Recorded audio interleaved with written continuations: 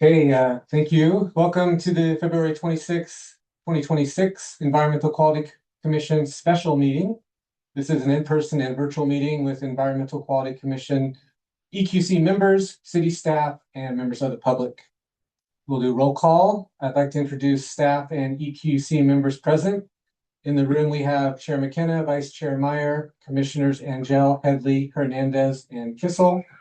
And staff present is Sustainability Manager Rachel Lunder and Management Analyst 2, Liz Tapia. Agenda item C is regular business. C1, approve the January 21, 2026 Environmental Quality Commission meeting minutes. Are there any clarifying questions from EQC before we take public comment?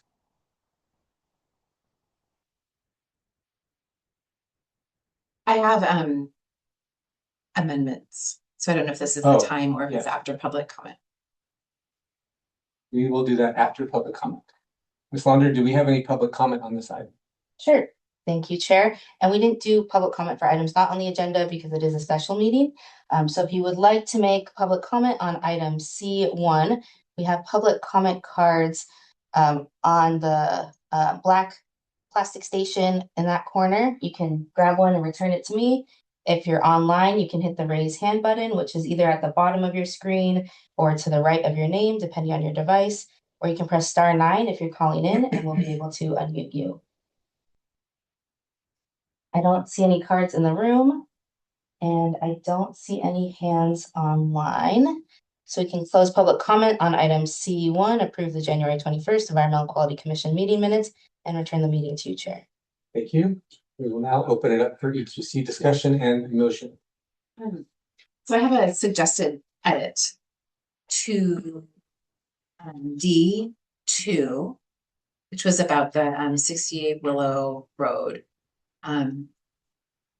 There's a section that says the commission discussed alternative construction designs, replacement trees, tree growth and care, transplant options, tree canopy, and open space access. I'd like it to say something like maybe a semicolon and raise concerns regarding gas infrastructure and artificial turf. That's my motion. Okay, do we have a second and I can read it? Okay, we have a motion by Commissioner Headley and a second by Commissioner Kissel to approve the January 21st, 2026 Environmental Quality Commission meeting minutes with an addendum on item D2 to add raise concerns about gas infrastructure and artificial turf. That's all right? Question, should I abstain since I recused myself from part of that meeting? Yeah. Okay. Yeah. Okay, so we will do roll call vote since we have one commissioner absent. Chair McKenna. Abstain. Okay, Commissioner Angel. Aye. Commissioner Hill is absent. Commissioner Headley. Aye. Commissioner Hernandez. Aye. Commissioner Kissel. Aye. And Commissioner Meyer. Okay. Okay. So the motion passes with 5 ayes, 1 abstaining, and 1 absent. Thank you, Chair. Thank you. We'll move on to item C2. Discuss efforts related to Senate Bill 1383 to reduce organic waste. We will start with a presentation from Reagan Chung, Rethink Waste Recycling and Compliance Program Manager, followed by a presentation from Jack Steinem, a sustainability specialist at the County of San Mateo's Sustainability Department. Please hold clarifying questions until both presentations are completed. Are they in a good spot with the microphone? I think so. I think we'll be good, but if you could just project since our microphone's here and we have folks online. I will try to focus this way. Sure. Yeah. This is the mic. Well, good evening, folks. Thank you for having me. My name is Reagan Chung. I'm with Rethink Waste. I'm the Recycling Compliance Program Manager. Part of my job is specialty with 1383. So tonight we'll give a little discussion on who we are, how the city is doing, and what are the next steps for in terms of 1383. So up there is a map of our JPA, our jurisdiction, and you can see where Menlo Park is. And if you don't know, we have a member agency under us, and so those are all of them up there. I will not read all of them. Next slide, please. And like I mentioned, Rethink Waste is a joint power authority. And how that works, this is a little diagram how we work. So we have our 11 member agencies, we have our agency, and then we have our Shoreline Environmental Center, which I'll discuss next. And we have our very good two contractors that help us operate the facility, and the city's franchise hauler, which help do most of the legwork and groundwork for not only 1383, but other waste and recycling related issues. And then we have the employees. Oh, sorry, Bishop, go ahead. So a little bit about our Shoreline Environmental Center. We're located in San Carlos. We also is a 16-acre publicly owned, and then we handle about 450 tons of waste per year. There's the next slide that has more stats. And then we also have a public recycling center, which allows public to dispose of materials such as household hazardous waste, larger cardboard, and other recyclable material.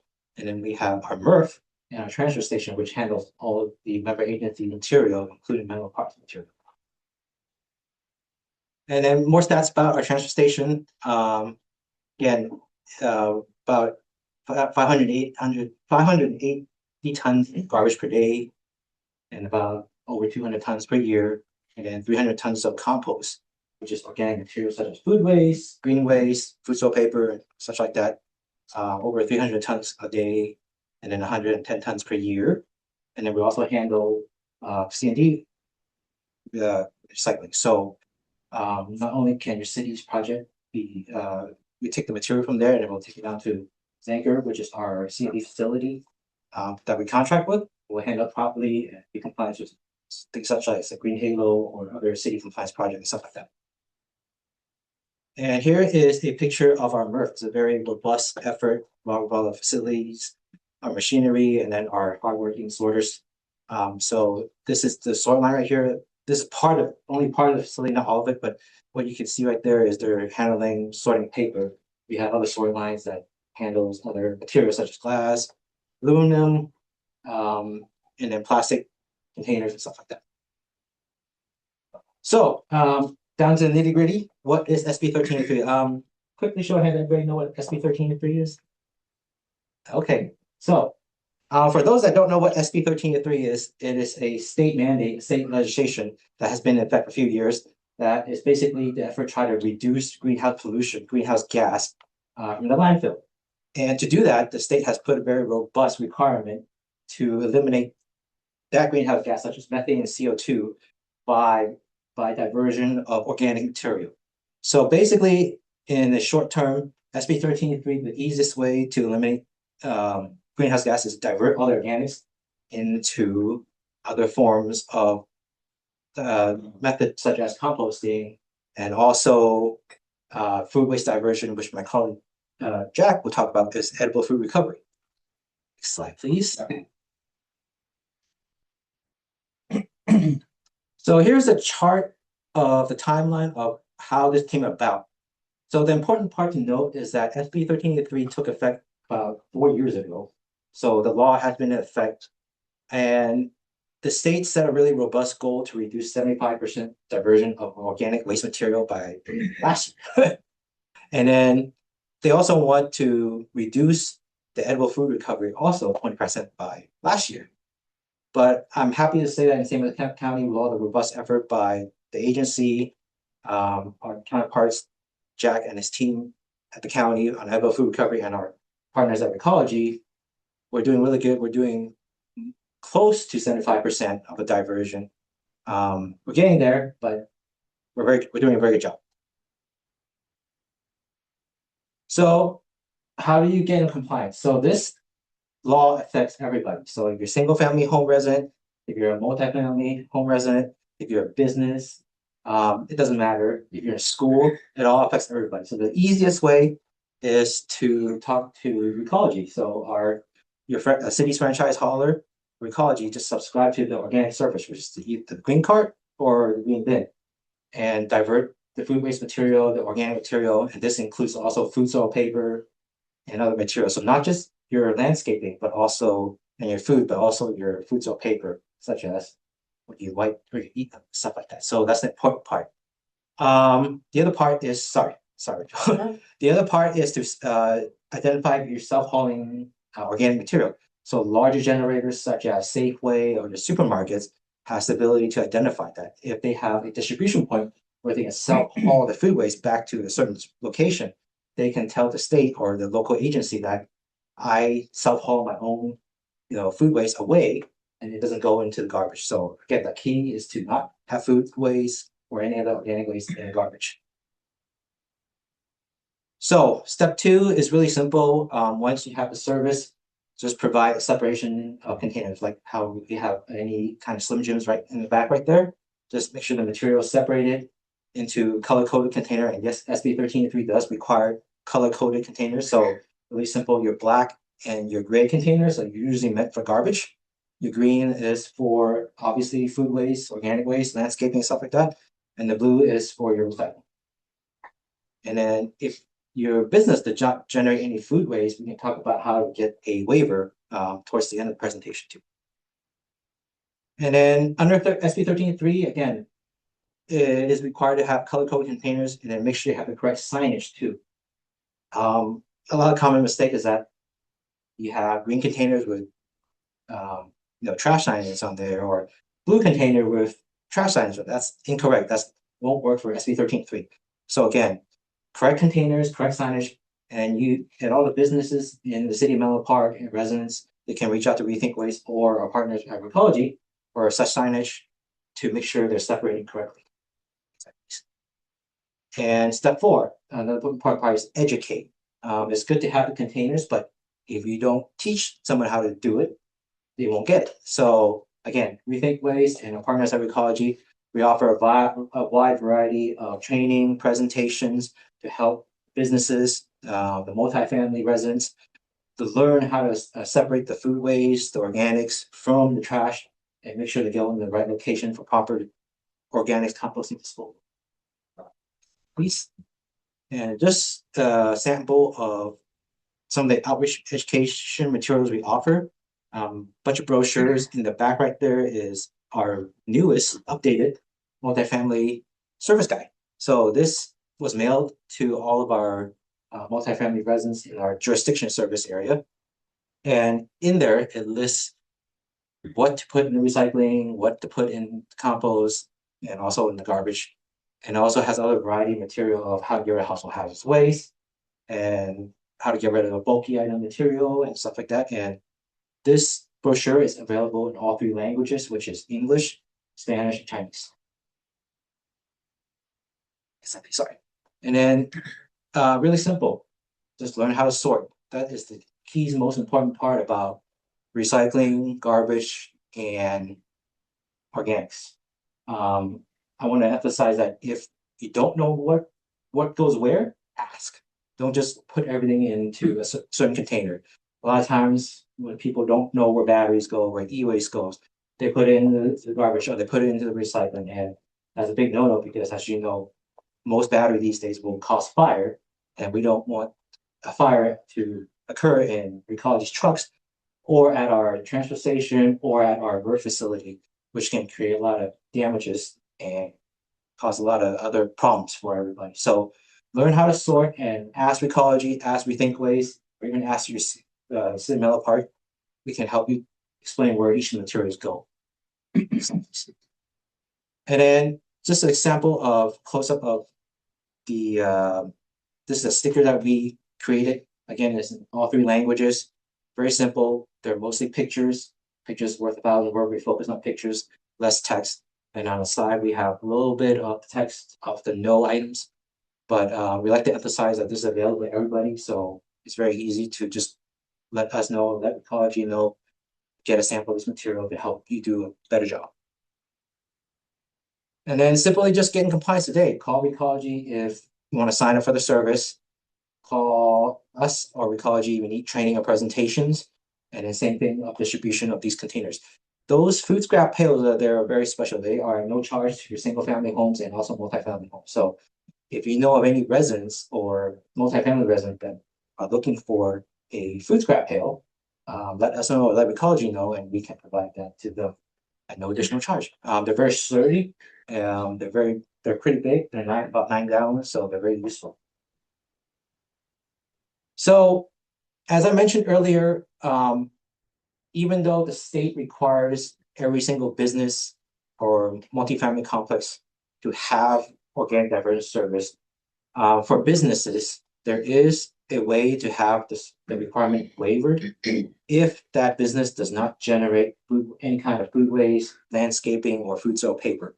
So we call this the waiver process. Now, if you're a single family resident or you're a multifamily resident, sorry, that is required by the law. You have to have the service. You have to do it. But if you're a mom and pop shop, clothing shop, if you're like a hair salon or barber shop, obviously you don't generate minimal food waste or any food waste at all. So what you can do is apply for what we call a waiver. So on the next slide, actually, sorry, next slide too, Rachel.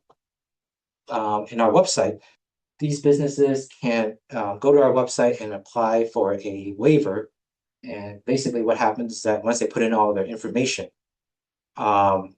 this information goes to Rethink Waste, we review it, and it goes to our partners at Recology.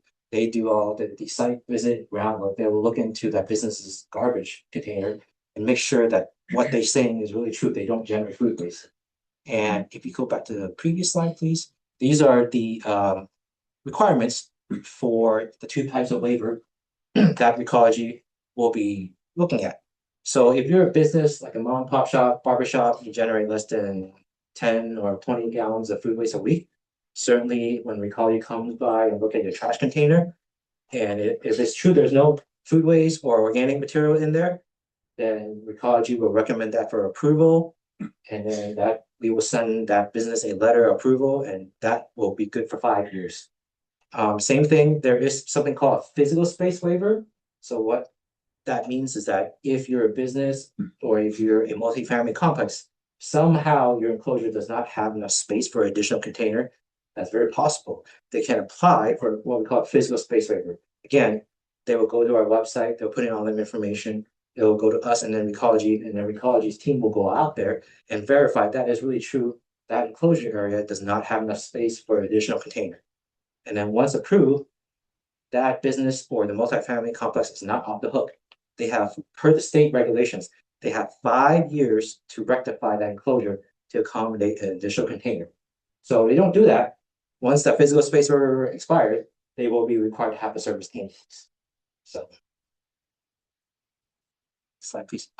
So the most important part right now is what we, Recology and the city is working on, is the enforcement part. Since 2024, we, on behalf of the city, we've been putting together notice violation letters per required by the state of California 1383 law, that if City of Menlo Park's businesses or multifamily complexes does not have organic service, they will receive a notice violation letter telling them, hey, you know, you don't have organic service, you are in violation of 1383. So that is a copy of what the letter we put together with the city looks like. And it basically tells them that they have 60 days to get in compliance. And if not, there is a possibility that city will impose citations or fines in the future. We are working with all of our jurisdictions to implement this part of enforcement. Not all of our jurisdictions have started issuing fines, but one member agency, City of San Mateo, has started issuing fines last year. This is something that the city will be required to do. It is not, the city is not exempt by the law to not issue fines. They want the city to issue fines if there are businesses in an apartment complex that does not have a service or they don't have a waiver. So just keep that in mind, that while we helping the city send out these letters every year, the city will still have to make a plan in the future to impose penalty or fines to these businesses or apartment complexes that does not have the organic service or does not have a waiver on file from SB 1383. So it's a very robust effort requirement from the state, but Rethink Waste, Recology is here to help the city out in every single way possible to move this process along and make this happen. So I just want to you guys know that the city's not alone. We're here to help. So if you're wondering, this is a stat provided by my counterpart Alex Manier at Recology. And if you're wondering how the city's doing, since we issuing the notice violation letters. The city's been very good. We have gone from high 80s from apartment and businesses to high 90s now. That's within 1 year. So the city is looking very good, and we're looking hopefully to help all our member agencies to achieve 100% compliance in the near future. So this is a really good step. Like I mentioned earlier, our jurisdiction is doing really good. The city is doing very good. So to let everybody know that the city of Menlo Park is in good hands. Slide please, and that's it. So if you have any questions, I'll be more than happy to answer them. That's my contact information. That's my fellow's contact information. So, any questions, I could leave my business card behind too. But yeah, happy to answer any questions about state law, services. Yes, sir. Great. We're gonna let Jack do his presentation, and then we'll do clarifying questions for both presentations at the same time. Yeah, you're up, Jack. Great. Thank you all for having me. Your city hall is beautiful. I never am upset when I have the chance to come down here. So invite me back if you want. So we are talking about edible food recovery. Can I get a show of hands? How many of you have you heard of that term? Yes. Okay, great. Usually the number of hands I see is fewer. So Sorry, Jack. no, it's Just okay. keep going. I'm talking about edible food recovery, so let's talk about the definition, and then I'll backtrack and talk a little bit more about where I'm coming from. So just to preface, Rachel, if you go to slide 3 off the bat. Yes. So I'm going to be saying edible food recovery 1,000 times over the next probably 5-10 minutes. And when I'm saying that, I'm talking about the collection of safe surplus food that would otherwise go to waste. And when this food is recovered, it is distributed to people in need. So I'm not talking about food scraps. I'm not talking about spoiled food.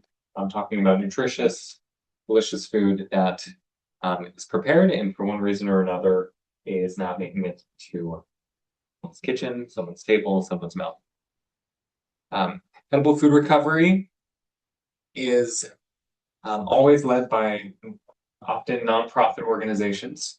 So when I'm talking about the county's edible food recovery program, we have so many aspects of our program that support edible food recovery, but it's always important to stress that the work to make this happen is almost entirely being done by nonprofits in our communities. So I'm going to call that up front. And again, edible food, we're not recovering moldy food, rotting food, contaminated, or unsafe food. This is all delicious prepared food and first shelf stable. You can step back to the beginning now. Sorry,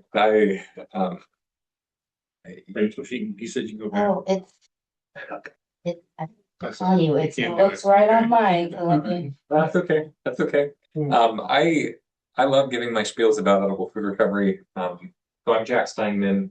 I am a sustainability specialist with the San Mateo County Sustainability Department. I've been with the county for I'm coming up on 6 years now. But I've been working in edible food recovery for over a decade. I started edible food recovery work back I was a student at San Francisco State.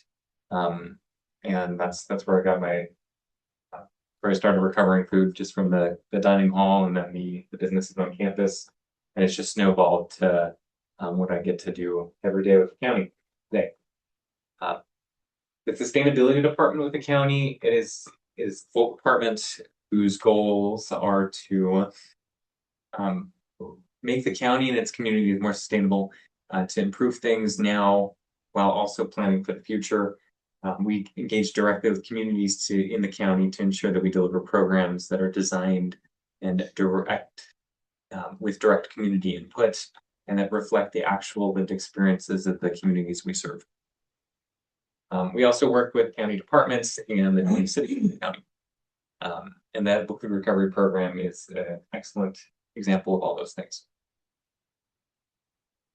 Okay. Can I unplug it real quick and try? That means the folks online, there'll be a brief disruption.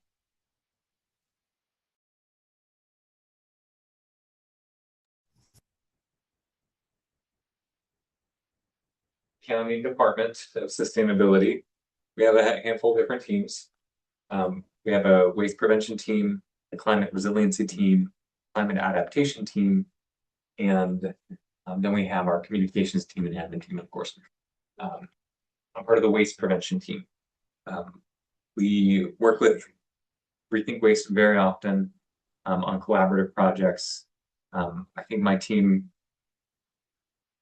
we have the benefit of, and sometimes the challenge of having more, when there's, especially things like edible food recovery, these are programs that are new to local government.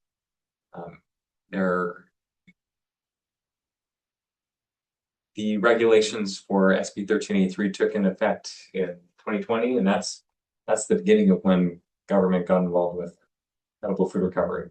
So there's not like a decades of track record establishing what this program needs to look like, what it means for the community and local government to support it.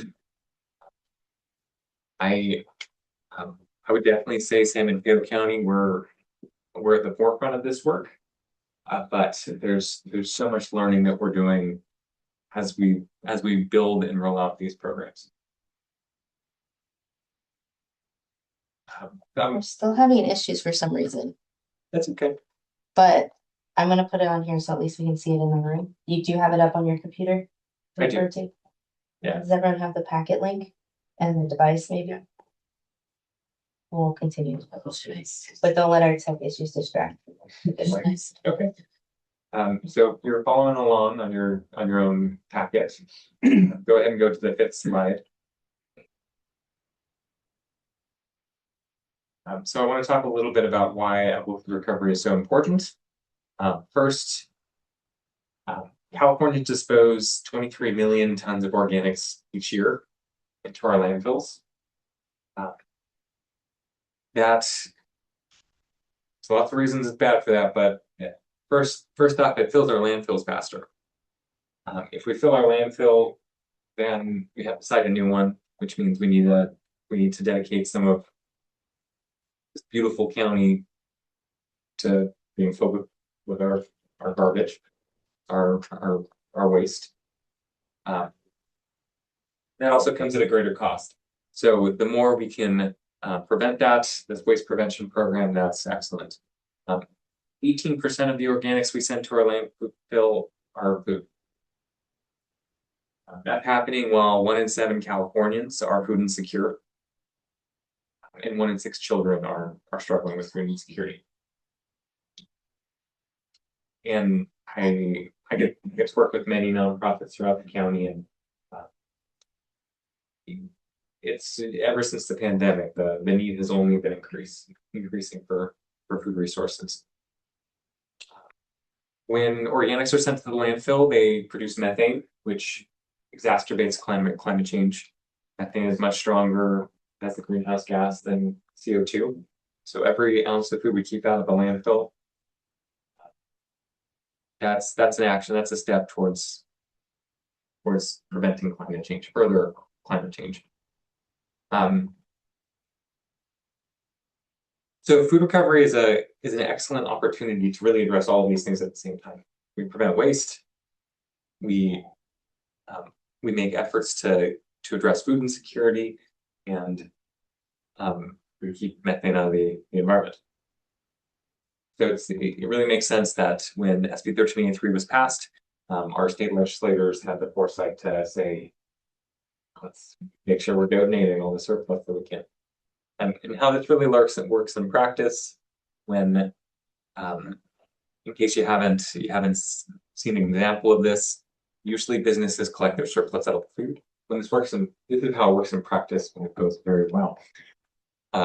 Business collects their surplus, food recovery organization goes and picks it up. Food recovery site receives the food.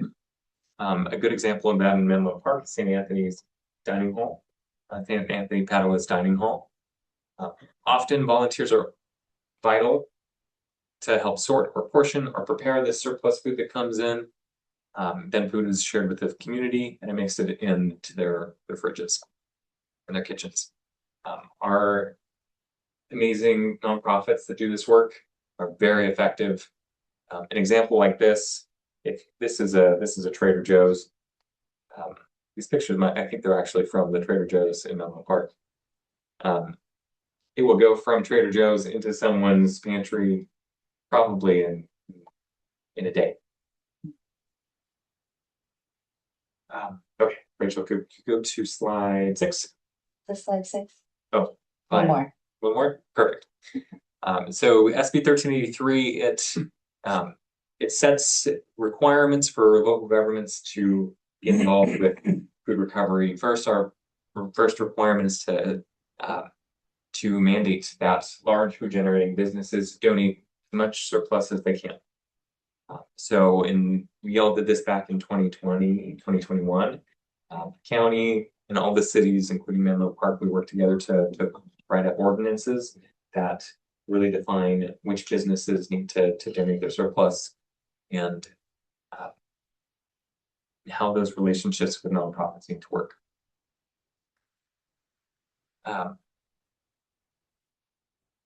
Local governments, we also have responsibilities to ensure capacity for this food recovery to happen. That's something that's an active effort of the county, because now there's always, with 1383, there's an increased need for services from businesses to have this food picked up and taken from their businesses. That takes a lot of resources, staff and volunteer time, transportation costs. Usually you need trucks, refrigerated trucks, and those come with costs of running those trucks. So there's need for resources, efficiencies to make that process streamlined, efficient, and as inexpensive as possible.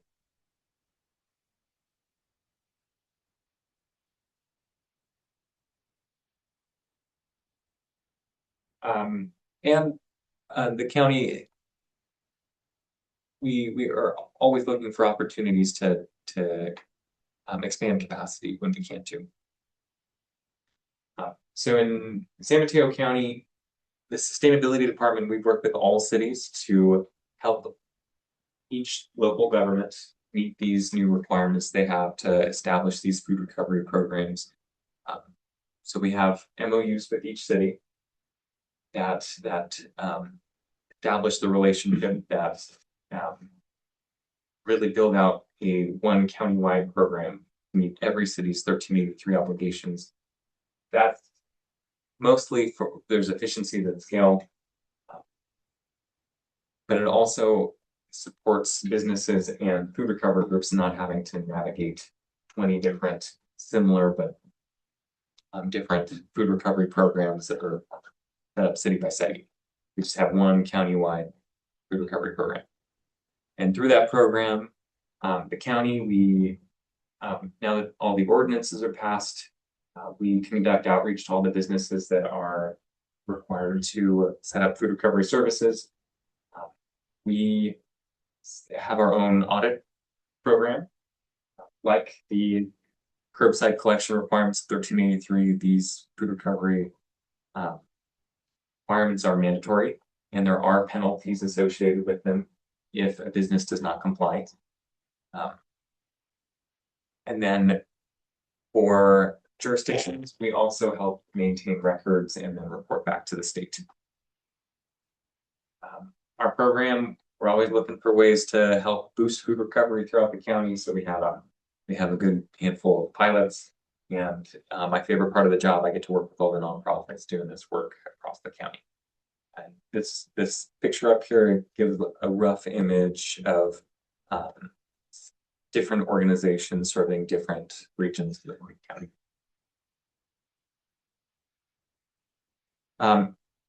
This program from the county has been going on since 2018. That's when it started. And some of the big numbers from what it's accomplished, number of pounds, the program has diverted millions of pounds of food from landfills, supported the recovery of millions of pounds of food from landfills, cutting emissions, and the equivalent between 2018 and 2024, the emissions reductions was about same as taking 2,700 cars off the roads. We've supported the recovery of 32 million pounds of food across the county. And we've invested over $3 million into local infrastructure with nonprofits to expand their capacity, shore up their programs, and this is bringing fresh food to community members in need. And it's been about equal to 27 meals. 27 million. 27 million meals. Did I say 27 meals? Yeah. That's more than that. 27 million meals. So for the future of our program, we're exploring new models to improve food access through this program. Food recovery right now, a lot of it is connected to food distributions that groups like Second Harvest put on. So we're looking for new ways where we can help create broader access, greater access for surplus edible food that's not so time and place dependent as like a pop-up food distribution is. So we're looking into community fridge pilots. We're also looking at ways to shore up the funding of these nonprofit organizations. We've been able to support many of our partners throughout the years in different ways, but nonprofits are still doing the bulk of food recovery work across the county, and they're funding it with their own budget. So that's really going to need to change to make sure this is sustainable long term. So we're looking at ways to help work with these nonprofit organizations to help them create earned revenue models. Now, this is a mandatory program that businesses in our county need to have. So they have we're in this period, this transition period, and we're trying to help that along. We're always looking to expand partnerships. And we're doing some more studies about long-term funding to see how we can meet needs around capacity and then for outreach inspection programs. Talked a little bit about this.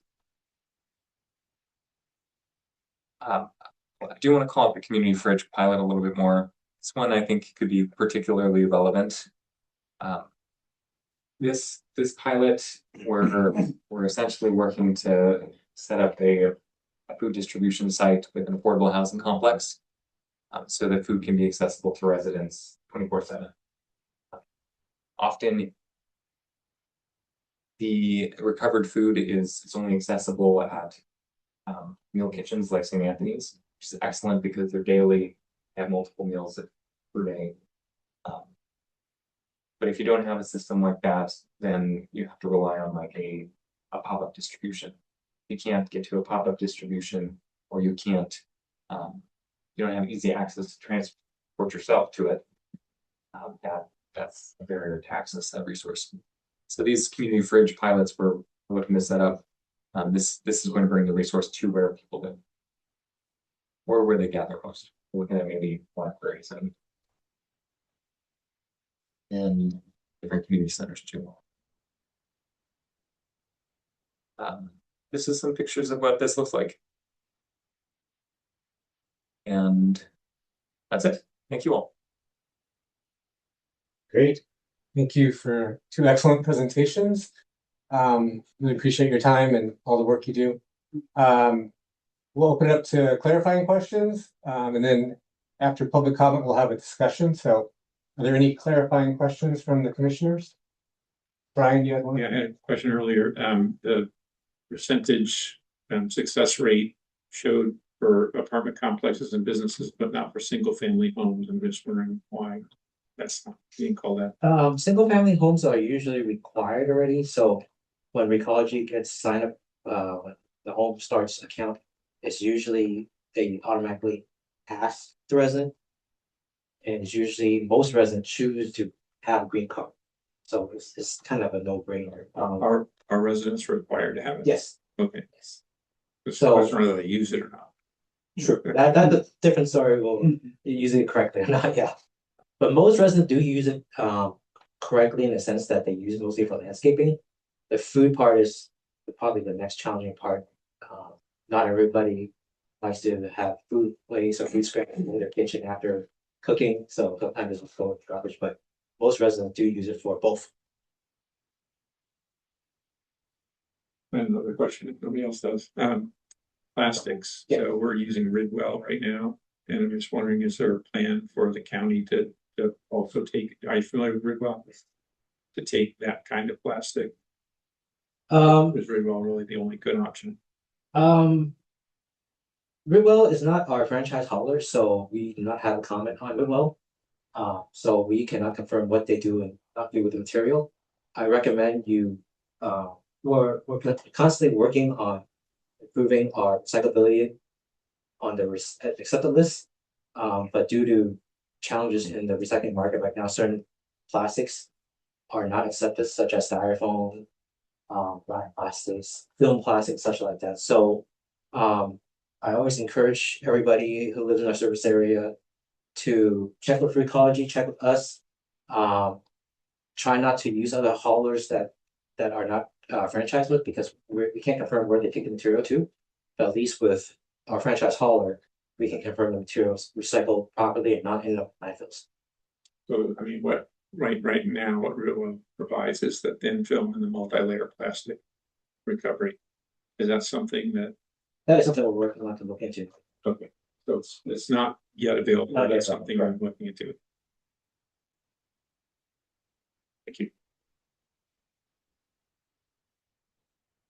Okay, I had a few, and there's no action for the commission here, we're just interested in what you're doing, and the composting, you said you can put like food soiled paper products, but I think some of those products have a coating on them that may not be That's correct. natural. That's correct. So are those okay? No, right now, we prefer non-coated paper, food paper, so. Some of these to-go food places have those to-go boxes that are not coated, you'll feel it, it's very rough on both sides. Because our compost material, our finished compost material is very clean. We encourage everybody to not put coated materials, because eventually those side of the plastic residual, whatever they put on the biodegradable material, does not compost, and they'll end up as either residual or become tiny plastic particles that will end up in the finished compost. So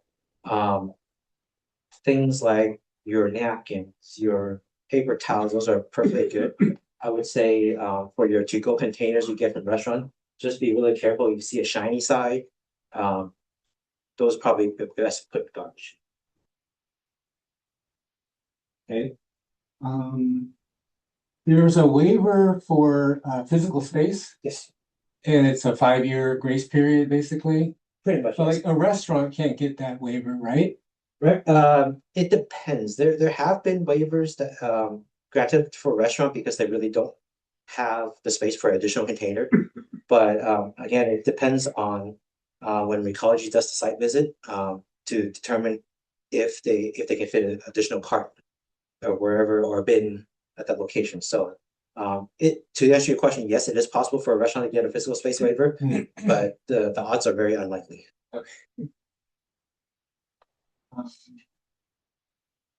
And then on the edible food recovery, the food place that has this extra edible food, are they selling it or are they just giving it? And then do the people that receive it have to pay for it? Or is the whole process sort of free, no money, just the nonprofits have their grants and they run their businesses? I'm just curious how that works. Yes, yeah.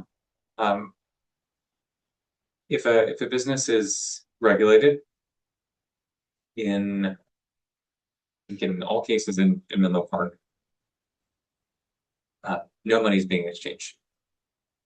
Yeah, the business, so it would be businesses like your big supermarkets, your Safeways, your Trader Joe's, the corporate campuses out here.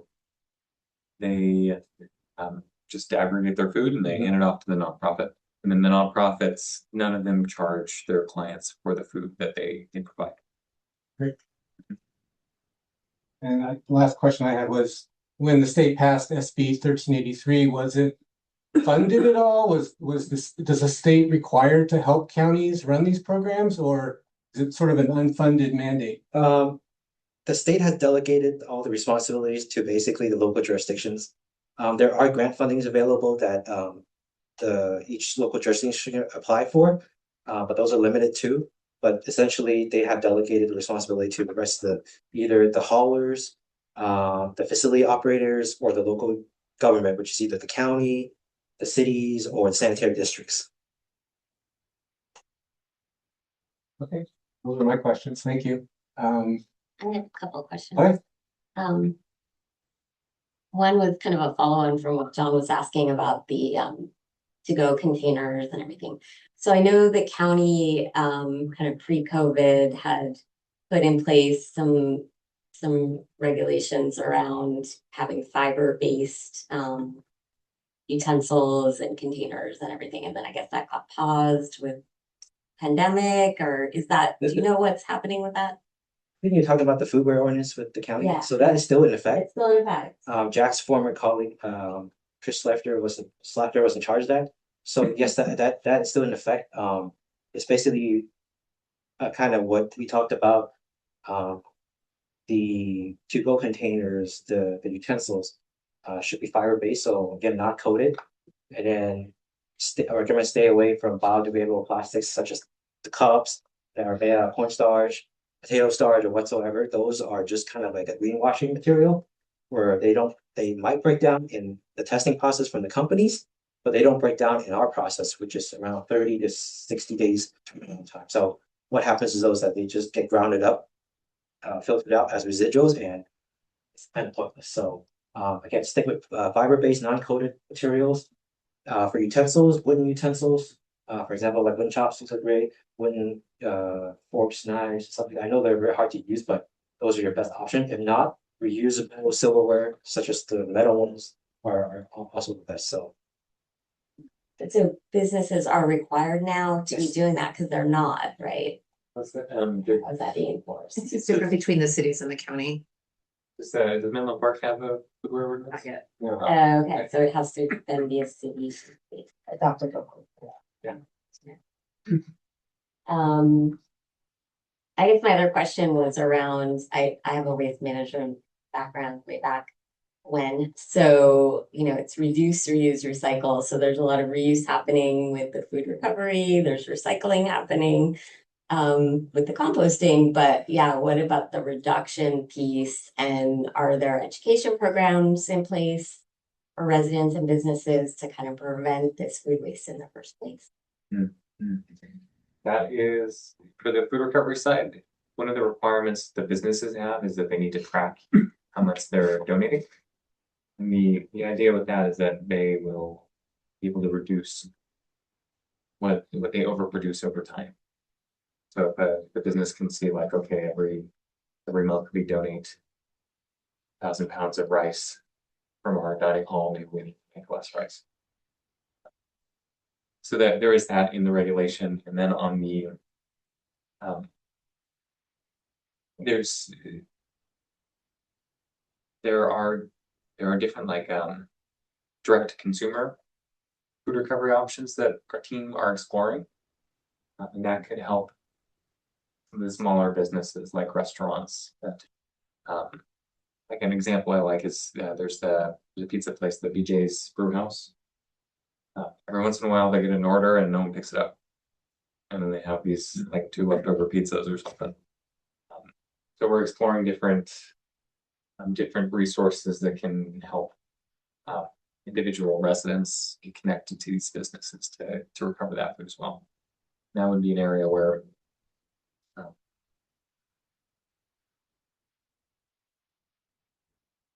there can be it would be a reduction. Yeah, I mean, because we're gonna give our presentation next, but yeah, we were looking for ways that Menlo Park can step in, so these are all good food for thought. Any other? I had a couple others, but I'll save it for discussion.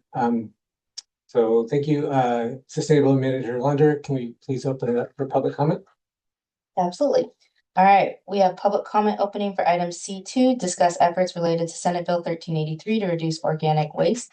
If you're in the room and you'd like to make public comment, grab a card over there in the back of the room. If you're online, you can hit the raise hand button, which is either bottom of your screen or the right of your name, depending on your device. If you're calling in, you can press *9 and we will be able to unmute you. Don't see any cards in the room or hands online, so we can close public comment on item C2 and return the meeting to you, Chair. Okay, thank you. I'll open it up for any further discussion from the commission. I just want to say thank you both for all the work that you're doing and coming out here to educate us and therefore the community on what we can do and how we can support these efforts. Really important.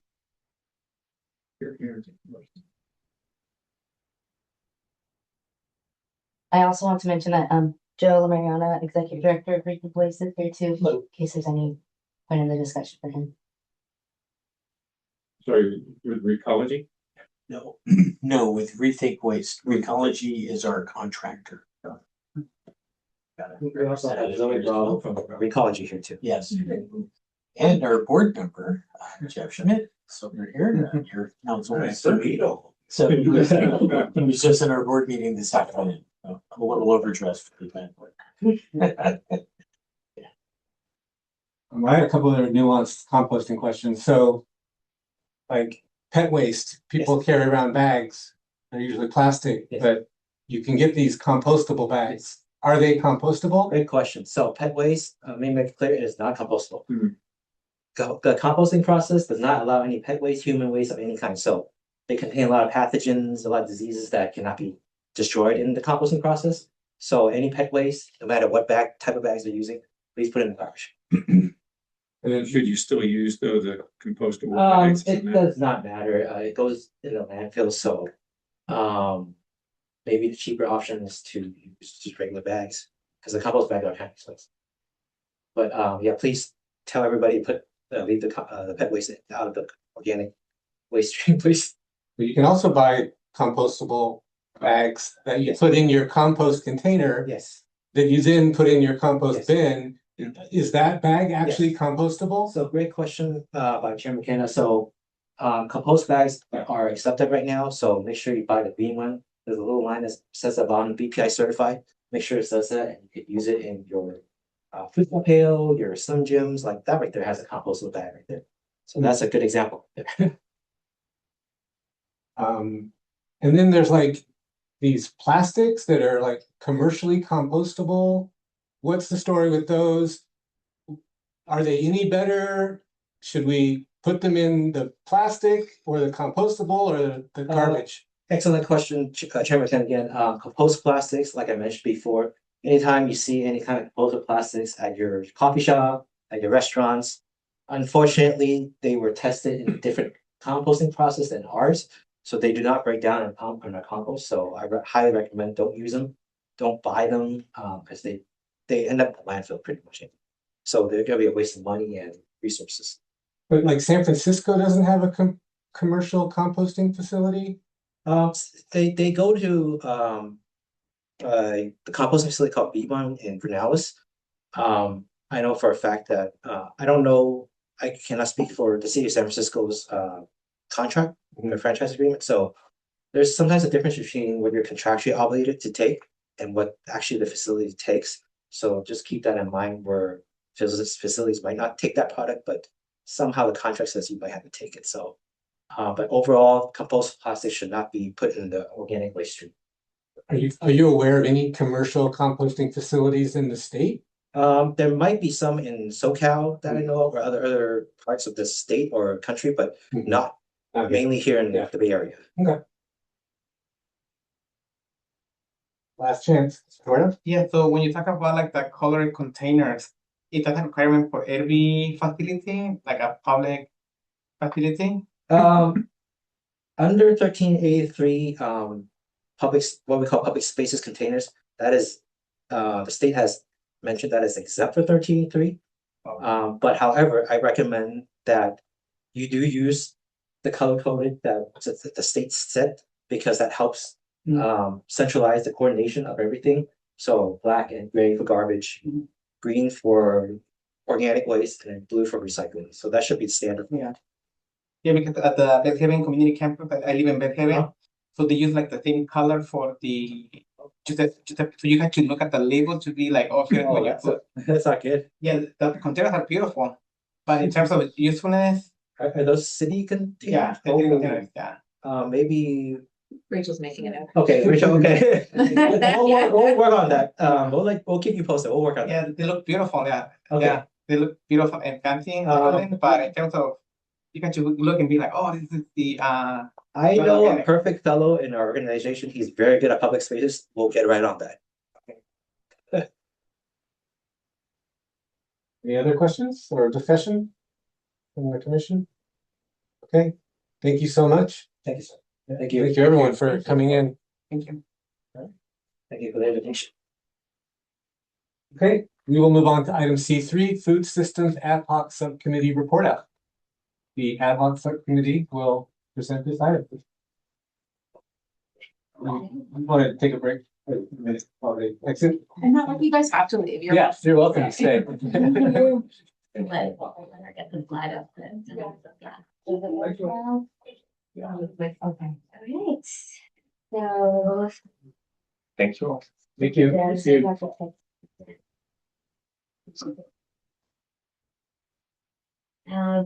Okay, Eduardo, Nancy, and I are the Food Systems Ad Hoc Subcommittee. So our scope was initially very, very broad, food systems, which is a big thing. And we were initially going to research ways to engage the community and provide more services to community members with the goal of promoting more plant-based eating, greater access to high quality and affordable foods, and reduction of food waste. But we're actually not going to talk about food waste tonight. You've heard a lot about it. There definitely are opportunities, as we just identified. We were kind of waiting for those presentations first, and we also needed to move our presentation a month earlier. So we were like, we're going to chop off that for now, to be continued. And the next slide shows you our agenda for tonight. We have some background very quickly. We've got our recommendations, which is mostly what we're going to talk about. And then we have lots of appendix and appendices and resources at the end of this that you should definitely take a look at. We won't have time to go through all of it, and we're going to move pretty quickly. So No rush. I was told we have 15 minutes. All right, so why should Menlo Park move towards a whole foods plant-based diet? Well, it's simple. The reasons are there's better individual health for everyone, better planetary health, and also our environmental justice elements. And we're going to talk a lot about that. So the EJ, our goal EJ4 is the second highest priority that was identified by our community. And it's to promote access to high quality and affordable food, especially to residents in underserved communities. So our subcommittee will be presenting solutions for the bolded items that you see, EJ4A, C, D, and E, and we'll go over each of those. So EJ4A is where we'll start. Increasing food security. So there's an opportunity to work with local grocery stores to increase access to high quality, affordable, and healthy food, especially through programs like SNAP and CalFresh. And our recommendation for EJ4A is to match the CalFresh benefits spent on produce at local grocery stores. For several years, a number of California counties have been participating in a CalFresh fruit and veggie EBT pilot program. So when you're receiving CalFresh, you have an EBT card, you go and you use that at local grocery stores and even at the farmer's market.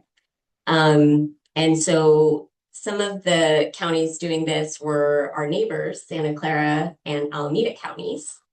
And this pilot program offers a match. So for every $1 of CalFresh EBT that you spend on fresh fruits and vegetables, you receive $1 back on your EBT card. And there's a number of requirements and steps to go through in order to engage in this program. It takes a little bit of time. There's also a few different ways that you can implement it. It's, a little bit complex. So it will take some time to go there, but we definitely recommend that we pursue this locally, and it is possible to do it. There are examples of not having to do the full county, but doing smaller pieces of the county. And we have kind of a short-term solution that we could get going right away while we're waiting to get on board with the pilot. And that idea is that the city could have just a very simple application program for residents, and those that are approved would get $50 a month in a store-specific voucher to spend on produce at certain Menlo Park grocery stores. And we have a list of those in our appendix. I will hand it off to. Yes. Okay. So EJ4.c focuses on healthy food, including vegan and vegetarian options at city participating events and in our municipal buildings. We have 3 recommendations around this, this EJ element. Next slide, please. All right. So the first recommendation is to adopt an ordinance committing the city to provide plant-based food as the default for all city participating events. These are like the one-off things like Love Our Earth Festival or like a Santa something or other. So we've included best practices to incorporate in the ordinance on this slide, and we've included sample ordinances in the appendix. If for some reason staff or the EQC or city council decide that we need to take a more moderated approach, we would recommend starting with a resolution and then building up to an ordinance. But our subcommittee wants to go straight ordinance. Next slide. Thank you. The next recommendation is to ensure that plant-based menu choices are available at every meal that the city provides through the childcare centers, the senior centers, and in any educational programs. So with this, we recommend incorporating weekly menu initiatives such as Plant-Powered Fridays to normalize plant-based meals and to build support. And we also recommend that the city create and display educational materials on the benefits of plant-based food. And this will support momentum building. And as that happens, we recommend transitioning to plant-based meals as the default with meat and dairy available upon request with a binding ordinance ideally to follow. And the last one. So we are recommending that the city, like as they're doing these city events and programs, that there are educational materials to help people understand. And in addition to that, we thought it would be good to get the word out to the community at large about the benefits of plant-based eating in terms of better health, cost savings, healthier planet. And we have a ton of ideas for how to do that. And that will depend on how much money we have in staff capacity. But we encourage at least some resources to be directed that way. Okay, that's it for my part. Yeah, so I did the research on the healthy food market. So right now, Bellhaven Action is working in a pilot, and they did a food market in December, and they're going to do one next week. I went to the one in December, and there was like a lot of people coming, and they work with a fresh approach to start it. Yeah, so can you go to the next one, please? So our recommendation is to relaunch the Bellhaven markets in Bellhaven. So the team did like a survey to see if people would want to have back the food market, and a lot of people say yes, and they would prefer to have like the school in front of Bellhaven School because that's like the central point of Bellhaven. And they're working right now with a fresh approach. And then I did some research, and there's a program called Market Match. But you have to submit like a grant in the summer, and then you have to start like a new farmers market. So I provide this information to the Bellhaven action team. So to see if they're like interested on doing this. Yeah. So we want to start like simple and then move into a larger food markets. Yeah. And then I also did research on gardening and nutrition education. So CRC is working on doing this right now. They're going to deliver 40 boxes this Saturday. And they're going to provide classes about composting and how and when to garden and which plants get together. So they want people to not only to get like the box, but also to learn how to plant, because planting is really difficult. I just learned when I went to the meeting that some plants that they don't get along. So so and then they're going to do it in Spanish and English, and the workshop is going to be this Saturday in East Palo Alto. Yeah.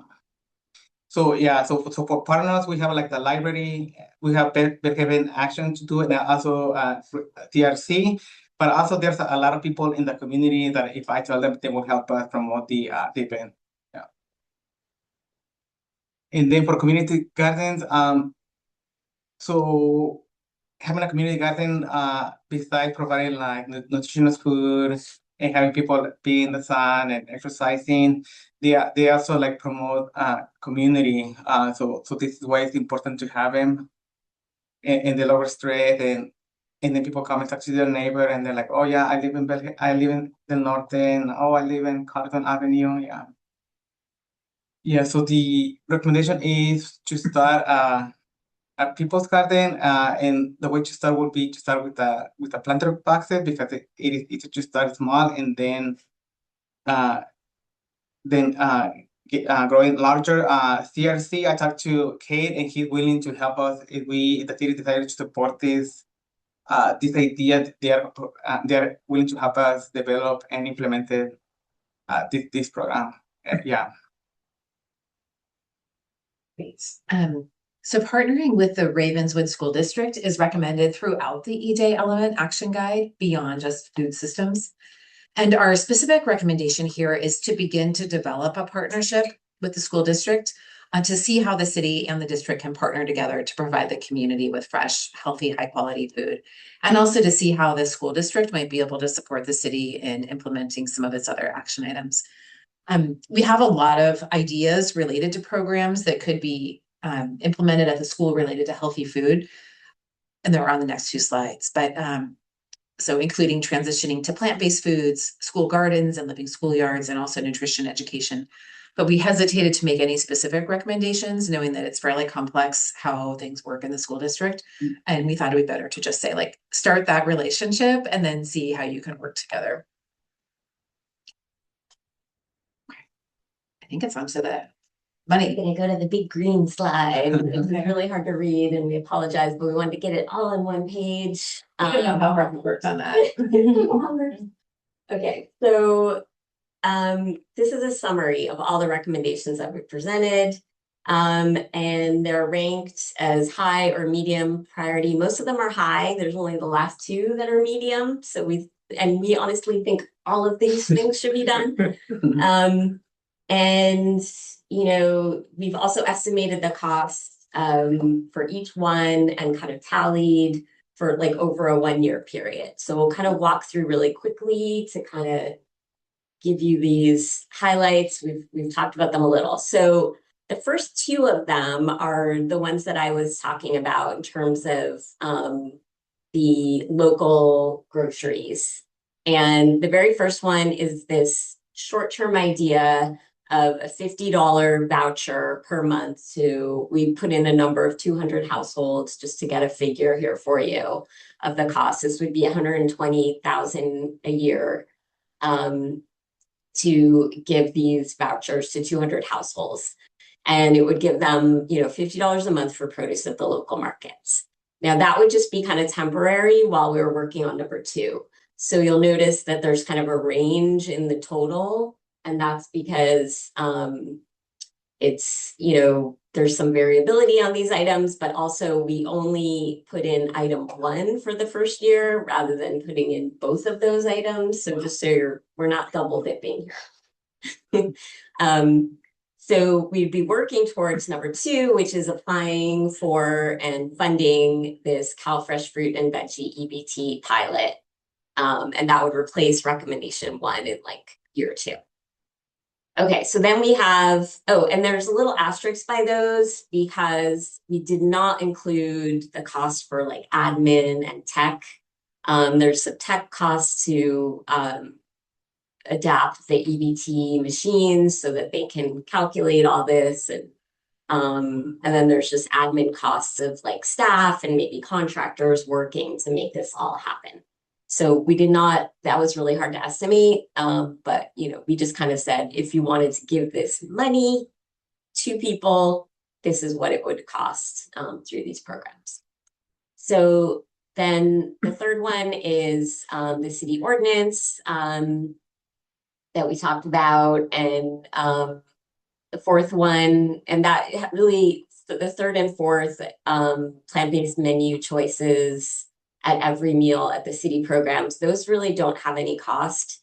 In theory, they could even save money, but there is a little bit more labor and more chopping of vegetables, and so it's probably a zero-sum game. There's not going to really be a cost involved there. It's just a change of mentality and some training.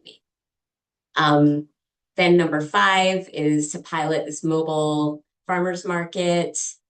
We have quotes from Fresh Approach, who's ready to do that. It would be $50,000 per year to do that. And then they could launch as soon as June. They would need a little lead time.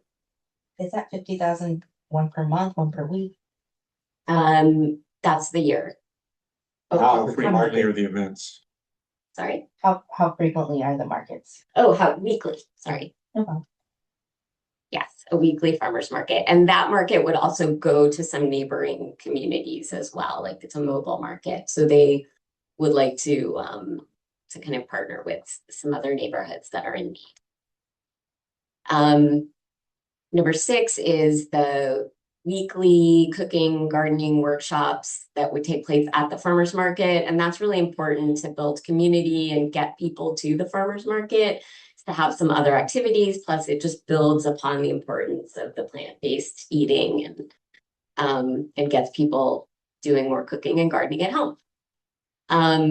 Then the next thing is the Veggie RX program, which is an education and nutrition program that would be provided twice a year to 30 participants per program. And that includes $20,000 in vouchers given to those participants to use at the farmers market.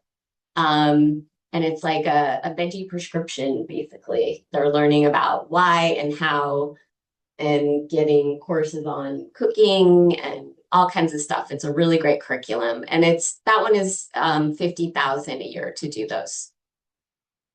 And then we have developing and maintaining a community garden in Belhaven. And that one would cost $100,000 in this first year. So the cost details on that are like $50,000 to $100,000 to build it, and then $25,000 to $75,000 a year to maintain it, kind of depending how big it is and all that kind of stuff. That was, again, a quote from Fresh Approach that was very willing and able to get that going. And they maintain the garden in East Palo Alto. And then developing the partnership with Ravenswood, that's, kind of very variable. It could cost nothing to maybe $100,000 plus, depending on where that goes and what is done. So really hard to estimate there. And then educating the community about plant-forward eating, again, could be anywhere from $0 to $30,000 or more, depending what you want to do with that.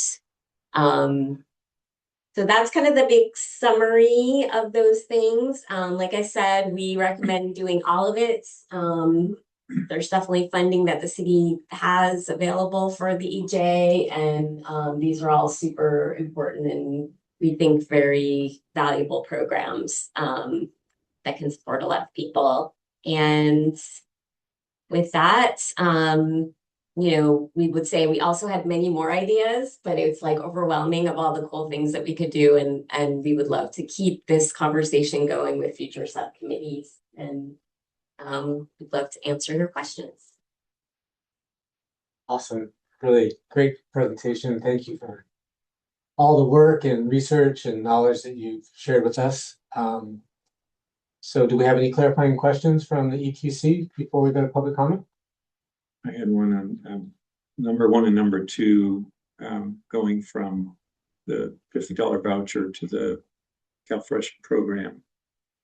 Is it $50 per family per month under option 1? Yes. And then what is the benefit to the family in option 2? In option 2.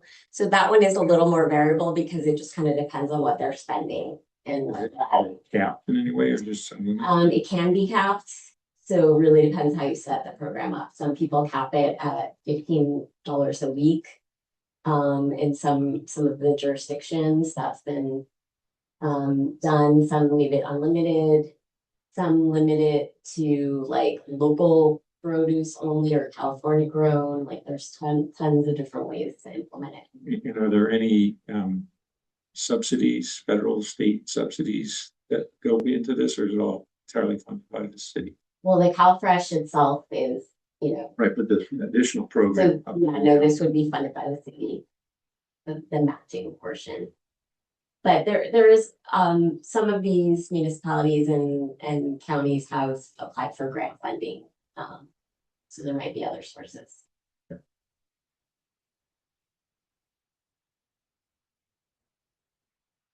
Does the match in scenario 2 have to go towards food at farmers markets, or it just goes onto the EBT card for any?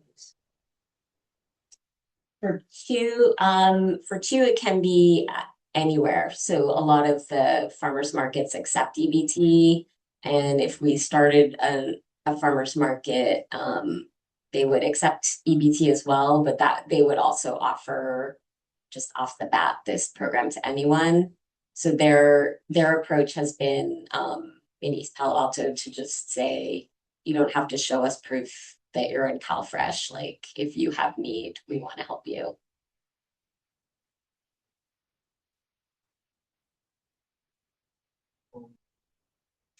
Couple questions. Fresh Approach, can you tell us more about who they are? And is that something like the city would have to do an RFP to?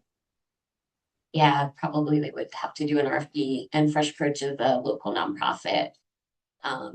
Yeah, and they do tons of different programming, the VeggieRx program, the community gardening in Palo Alto. They have done in the past mobile farmers markets, but they've kind of put that on pause and excited to bring that back again.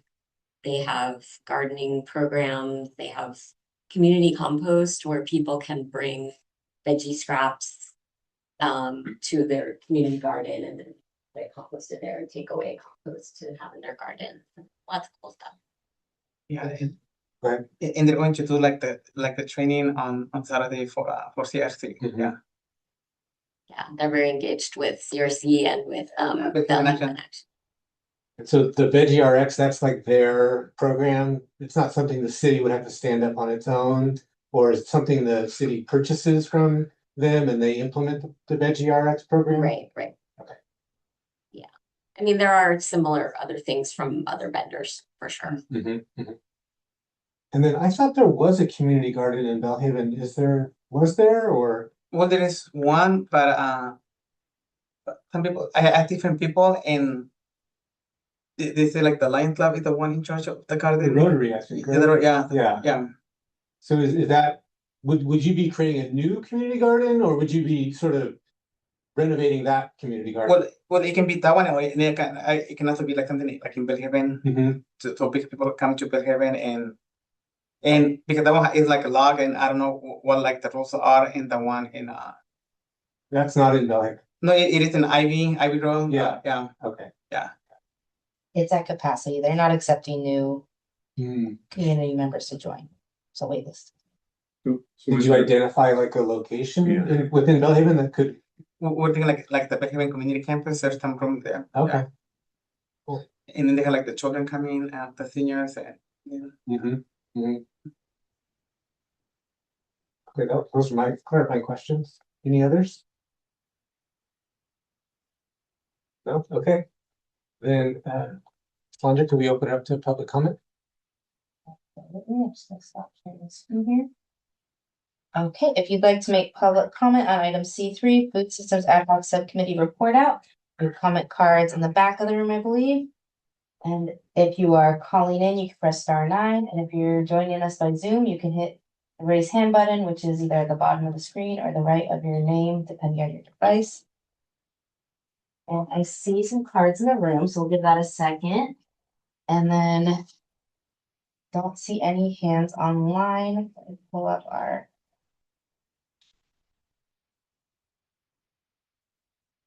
Thank you.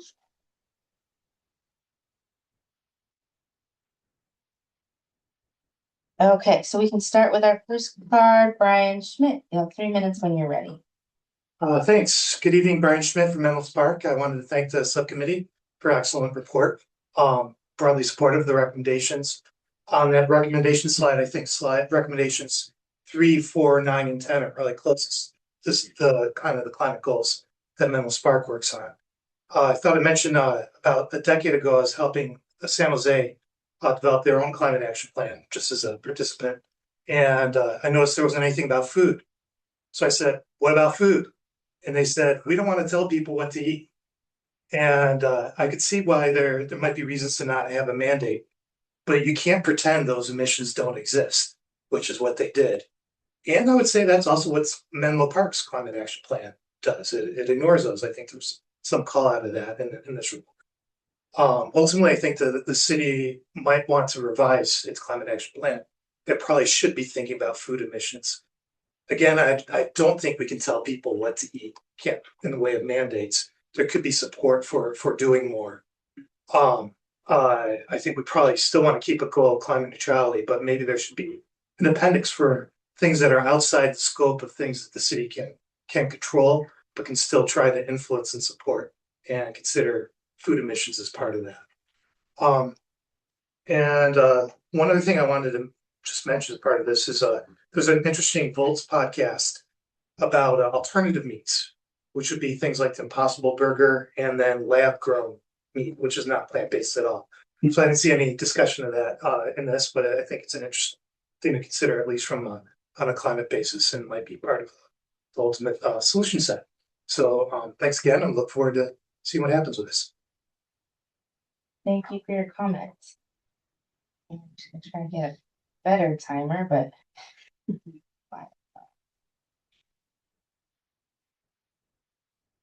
Okay. And our next public comment is Jeff Smith when you're ready. Good. Thanks for switching that. That one was going a little too fast. I know, the sub-seconds. Paranoid. Jeff Schmidt, I'm a resident of District 3. How do I say it that way?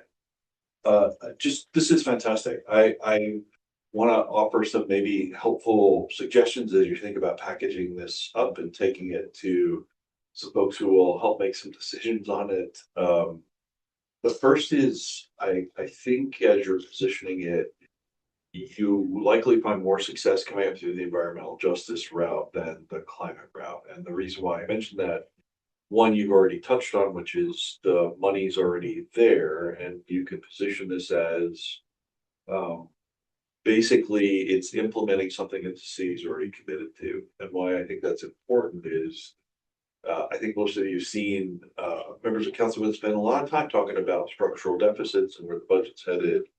And my concern about that, this is all fantastic. My concern would be this looks like new money. This looks like new spend. And in the environment we're heading into, that could meet some opposition. So as you're thinking about this, I don't want to shape what you're doing. I'm more talking about how you would bring it in front of that group and say, this is why we're doing this. It's delivering on a long-standing promise, et cetera, et cetera. So that's one thing to think about as you're packaging this up and presenting it to the city. The other is, I think the multi-city, actually the thinking with the school is great. Sometimes people get a little, weird about, like, we're not meant to interfere in the school stuff, so sometimes there's clear lines that people don't want to cross, but I think if there's a way to say that's part of the partnerships and a multi-city partnership and with the nonprofits that work that work across cities. So I know Canopy's another one, you know, they plant fruit trees and it's a multi-city thing, and fruit from one tree can cross the boundary to another city. So think about it as well as you're positioning it as something that's it's a multi-city need, whether that's Palo Alto, East Palo Alto, Redwood City. That way it doesn't feel like it's just a burden on the city. And the reason I'm just sort of offering this observation is I think it'll be tough to get a lot of things through over the next 2 years, especially if they look kind of quote unquote new. And you know, this is just, we're delivering on the EJ promise, it feels like. So just want to offer a few helpful observations as a resident of District 3 to see if that helps cause a little bit. 25 seconds to spare. There we go. Thank you for your comment. Yeah. Okay, last call for public comment on item C3, Food Systems Ad Hoc Subcommittee report out. Hands online. I think we're good, and we can close public comment on item C3. Great, thank you. We'll open it up to discussion amongst the commission. Commissioner Meyer, Vice Chair Meyer. Thank you. What is the city's current kind of guidelines around, I guess, plant-based food at city provided meals? I'm trying to think the last city thing that I was at that had food at it, and I think there were plant-based options. Definitely not plant-based forward, but like, are there any either unspoken rules or guidelines in the city for those decisions to be made? Yeah, so we have the policy direction in the EJ to be doing it. And so it's kind of up to the individual departments and teams to be aware of that and then interpret it for their own work. And so I think it varies across the events. The most recent event that the sustainability team hosted had vegan and meat options at Mount Olive Church. We know like kind of more frequent meals are happening with our senior center, the daily lunches, and there's options there. But again, it's not like codified or anything, it's just kind of the direction. And then Love Our Earth has the plant-based. Plant-based market, yeah. Love Our Earth Festival. Yeah, and all the events that Library and Community Services has, like when they have free food for attendees, there'll be a vegan option. So like they had a chicken wing vendor that also had cauliflower wings. But there needs to be an opportunity to like clarify what the expectation is, and then they something recently, right, where there was like nothing to eat. Yeah, so when I talked to them, they're like, oh, you had to give us like a few weeks, like a weekend advance notice that you don't eat meat. But when there was like the Black History Month, Yeah. they already had it without me. I forgot to ask them, but I went and they're like, oh, you're vegan? Oh, let me make a vegan burger. Yeah. Yeah. So they're getting better at doing more plant-based options. But it could accelerate. Yeah. If we did something more formal. My thinking is that, the city leads by example and just saying like, hey, let's just only serve this because everyone can eat it, it's accessible to everyone, and it's environmentally the right thing to do. Yeah, I think Love Our Earth is the only example of an event that's only plant-based. The others provide options, and usually there's a smaller portion of Yeah. Well, the comment that I heard about the vendors with Love the Earth, they were kind of pricing. So people were like, yeah, I want to try vegan food, but they were like $15, $20. So they're like, yeah, I can get something cheaper that is not vegan. Yeah. Well, I'm wondering with our set of recommendations, if we want to consider adding a recommendation around modifying the climate action plan based on the public comments, and if we want to add develop a partnership with Ravenswood School District along with East Palo Alto, because I think those are the two cities that feed into that school district. there might be some ways we could make the recommendations that even better. Do you know what the line item budget is for the EJ element? Like, is it like changing every year, or is there a set amount for this year and we know that's gonna be the same next year? Yeah, there was the Bayfront Mitigation Fund allocated $1 million for an EJ implementation fund. And so that was a one-time fund allocation to establish the EJ implementation fund. So it's not clear, or I guess it's not clear. It was kind of a pilot. Here's money to kickstart EJ implementation. That's it. So right now we just have $1 million one time. Correct. But that's something that'll get looked at every year Correct. to be, Exactly.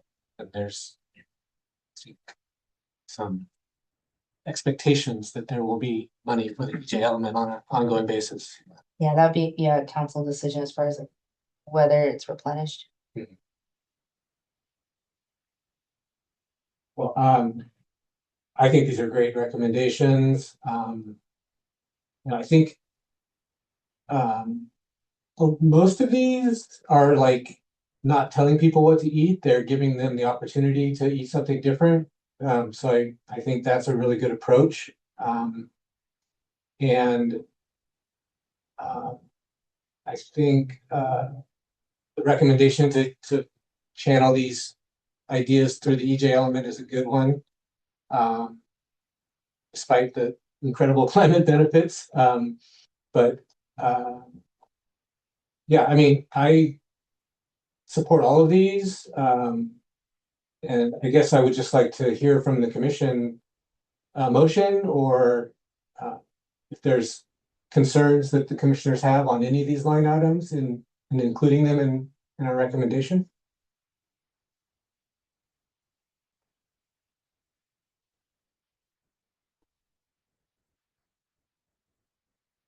Okay, well, I'll make a motion to, I'd like to, would one of the subcommittee members like to make the motion? Appropriate or? Big, isn't it? Sure, I will motion that we approve all of these items. And I second with a friendly amendment. Right. Were you gonna say that? Oh, I was gonna, yeah, go ahead. You go.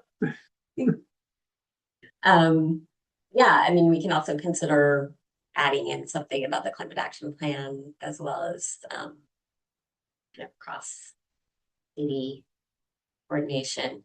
I mean, I guess, there was also a comment about focusing really on the EJ, so.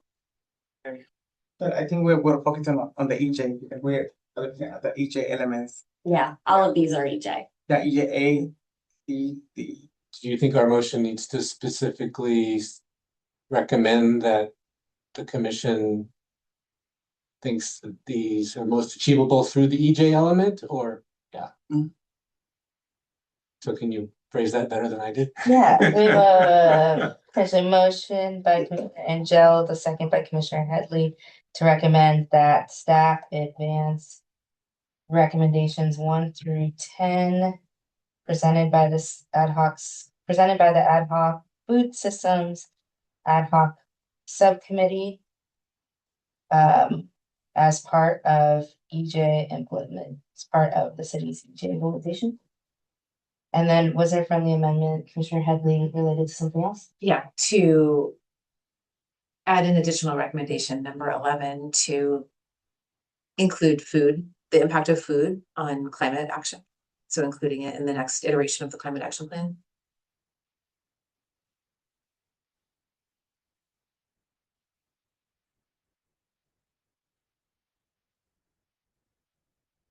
Okay, And the second part was related to line 9. To consider that partnering with Ravenswood School District to also work with East Palo Alto. If appropriate.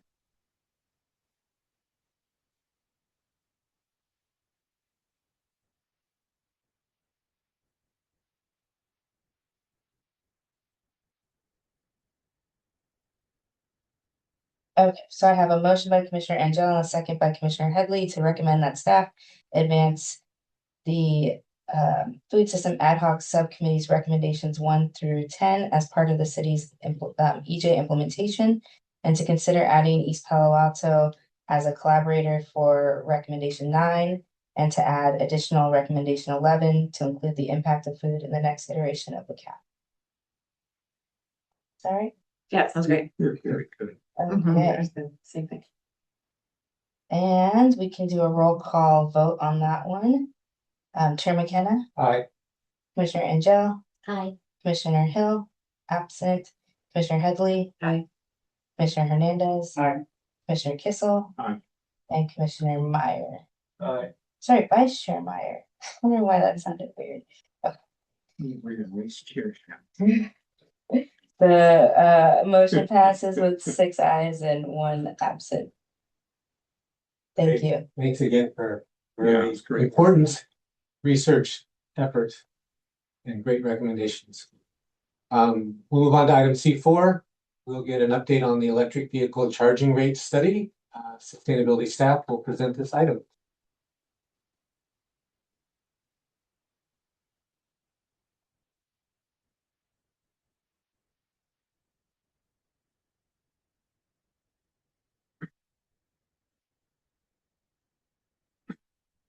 Take a break, so I put a break. So would you like to take a break? Okay. Others would like one. Anybody need a break? I can use it by a friend. Okay, we'll take a 5-minute recess. So we will return at 7:41. And I'm still recording, so just pause that.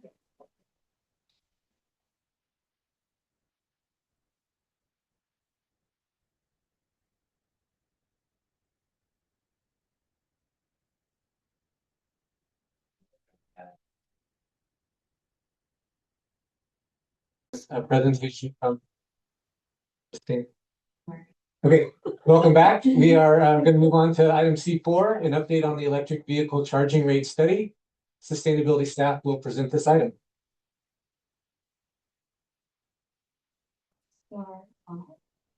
Okay, so we are presenting on the electric vehicle charging study. So first we'll go over the recommendation, then some background and finish off with the analysis and then come back to the recommendation. The recommendation is to eliminate the session fee and peak times, keep the escalation fee of $5 per hour for the first 3 hours with a 15-minute grace period. This helps encourage users move their vehicle and allow others to charge. Level 2 charging fee would be 41 cents per kilowatt hour, and level 3 chargers would be 51 cents per kilowatt hour. And then employee rates would remain the same, free for the first 3 hours. Moving on to background, in July 2019, the EQC recommended that the council implement EV charging fees based on findings from a pricing study. In August 2019, council directed staff to prepare an update to the master fee schedule or incorporate those proposed fees. In August 2022, council adopted an updated master fee schedule that added EV charging fees. It was the first update to the master fee schedule since July 2018, which preceded the direction to implement fees. In September 2022, the city began administering the EV charging fees on the stations, and then in August 2023, EQC recommended staff explore removing some of the EV charging fees from the city-owned chargers. That brings us to September 2025, where staff began to work with a consultant to evaluate charging fees. It was part of a cost of services study that happens about every 5 years. It's a study that's done across departments. It's not just for EV charging, and it ensures various fees are consistent and are cost recovery. And then in March 2026, City Council will have a study session on the cost recovery, the cost of services study, which will include these EV charging fees. And then just some background on the current fees. Currently, there's a 50-cent session fee. That's been the only change to the fees since they were first implemented. An escalation fee of $5, which we're proposing we keep just for staying past 3 hours. And then electricity is charged by peak times and seasons. During the summer, June through September, peak costs 23 cents per kilowatt. Park peak is 17 cents per kilowatt hour, and off peak is 14 cents per kilowatt hour. And then during the winter season, October through May, peak cost is almost 18 cents per kilowatt hour. 18 cents per kilowatt hour for peak, 14 cents per kilowatt hour for part peak, and about 11 cents per kilowatt hour for off peak. All right, getting into our analysis that we conducted with government consulting partners, the city's consultant on the study here. We first started and looked at, what we have out there, what's installed. The city owns and operates 36 charging ports, and our portfolio is growing. We have over 60 ports coming online across 6 strategic locations: Kelly Field, City Hall Admin Lot, Council Chambers Lots, Parking Plaza 7 and 8 in downtown. And the majority of those are being installed with grant funding through the Metropolitan Transportation Commission, or MTC. And the ones at Kelly Field are just the last part of our microgrid project over at the Belhaven Community Campus. So since 2019, we've frankly had increased costs with our EV chargers. By growing our portfolio, we've seen exponential increases to warranty and cloud services. There's been increased costs to maintenance as well as electricity, just coming from our changing electricity rates. And some of our chargers are aging and require more frequent service. And our level 3 chargers, which weren't installed at the time of our pricing policy, add a new element into the mix. And those also require a lot more maintenance than our level 2 chargers. And so as Liz mentioned, we haven't done a fee increase since the initial 2019 study and when that study was implemented in 2022. And since then, our charging portfolio has grown by over 150%. And we've added some complexities with the level 3 chargers.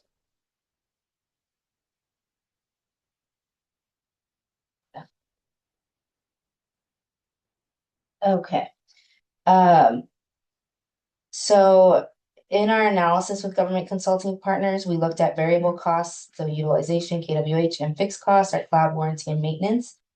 And so this first bullet point is actually a typo. Should correct it. So I'm sorry that it's still on the slide.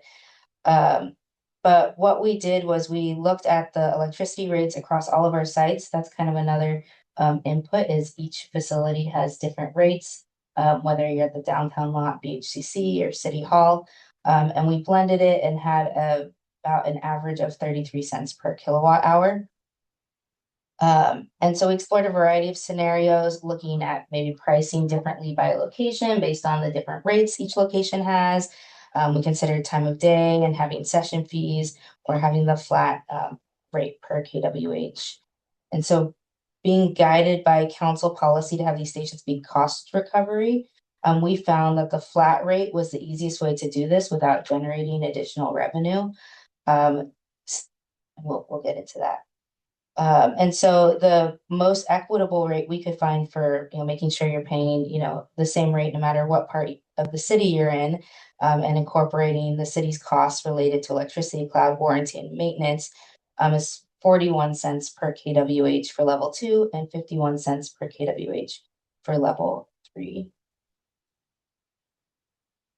So we're proposing eliminating the peak and seasonal pricing for a couple of reasons. The first one is the dynamic electricity rates. They're changing throughout the day, and it makes it very difficult for us to actually charge the different prices between peak and off peak. And it takes a lot of staff time to ensure that we're matching the rate schedule. And it's amazingly complicated to interpret the city's PG&E bills and different meters. And so it's hard to kind of get an exacting amount, although it seems like it should be something that's fairly straightforward. It doesn't lend itself well to cost recovery. it leads us to potentially overcharge the public, which is definitely something we kind of centered in this analysis, is making sure that we're not getting any revenue for these chargers. And that's why we also recommend eliminating that session fee. Originally, that session fee was established to set up an account for future installation of EV chargers. And we don't really need that at this point since we have a grant funding source for chargers. And then the last reason was the difficulty to implement administratively. It takes staff time. We didn't really want to add staff time as an input into this formula because it just adds cost to the EV drivers. And so we wanted to show how this rate change will look to our EV drivers because it will be an increase. So we don't want to hide what our analysis revealed. And we're looking at with our average session times at our level 2 stations, it's about 2 hours and 17 minutes, delivering about 21.88 kilowatt hours of energy to our drivers. So you can see the costs, which I won't read off currently. And under this new rate structure, we would see $8.97 as our average session cost. And we did some calculations, and if the average gas vehicle would get 92 miles, so sorry, this would give the average EV 92 miles of drive, and to have a gas vehicle get that same mileage, it would cost $19 in gasoline.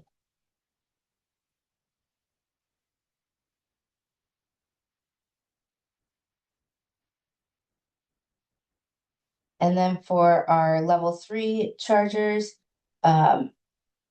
this one was one we spent a lot of time with since our pricing right now, you can see, is very, very low for our level 3. And so you'll see a pretty significant jump. The 48 minutes gets our average driver about 80% full, and they would now be paying $21.22 for that.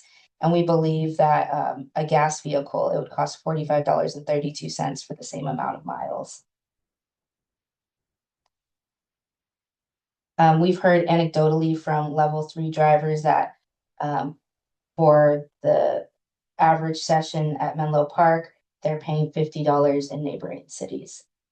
And so it's created kind of an interesting dynamic in the Belhaven Community Campus parking lot. And so we also looked at what our neighbors across the Bay Area are doing to make sure that we're comparable.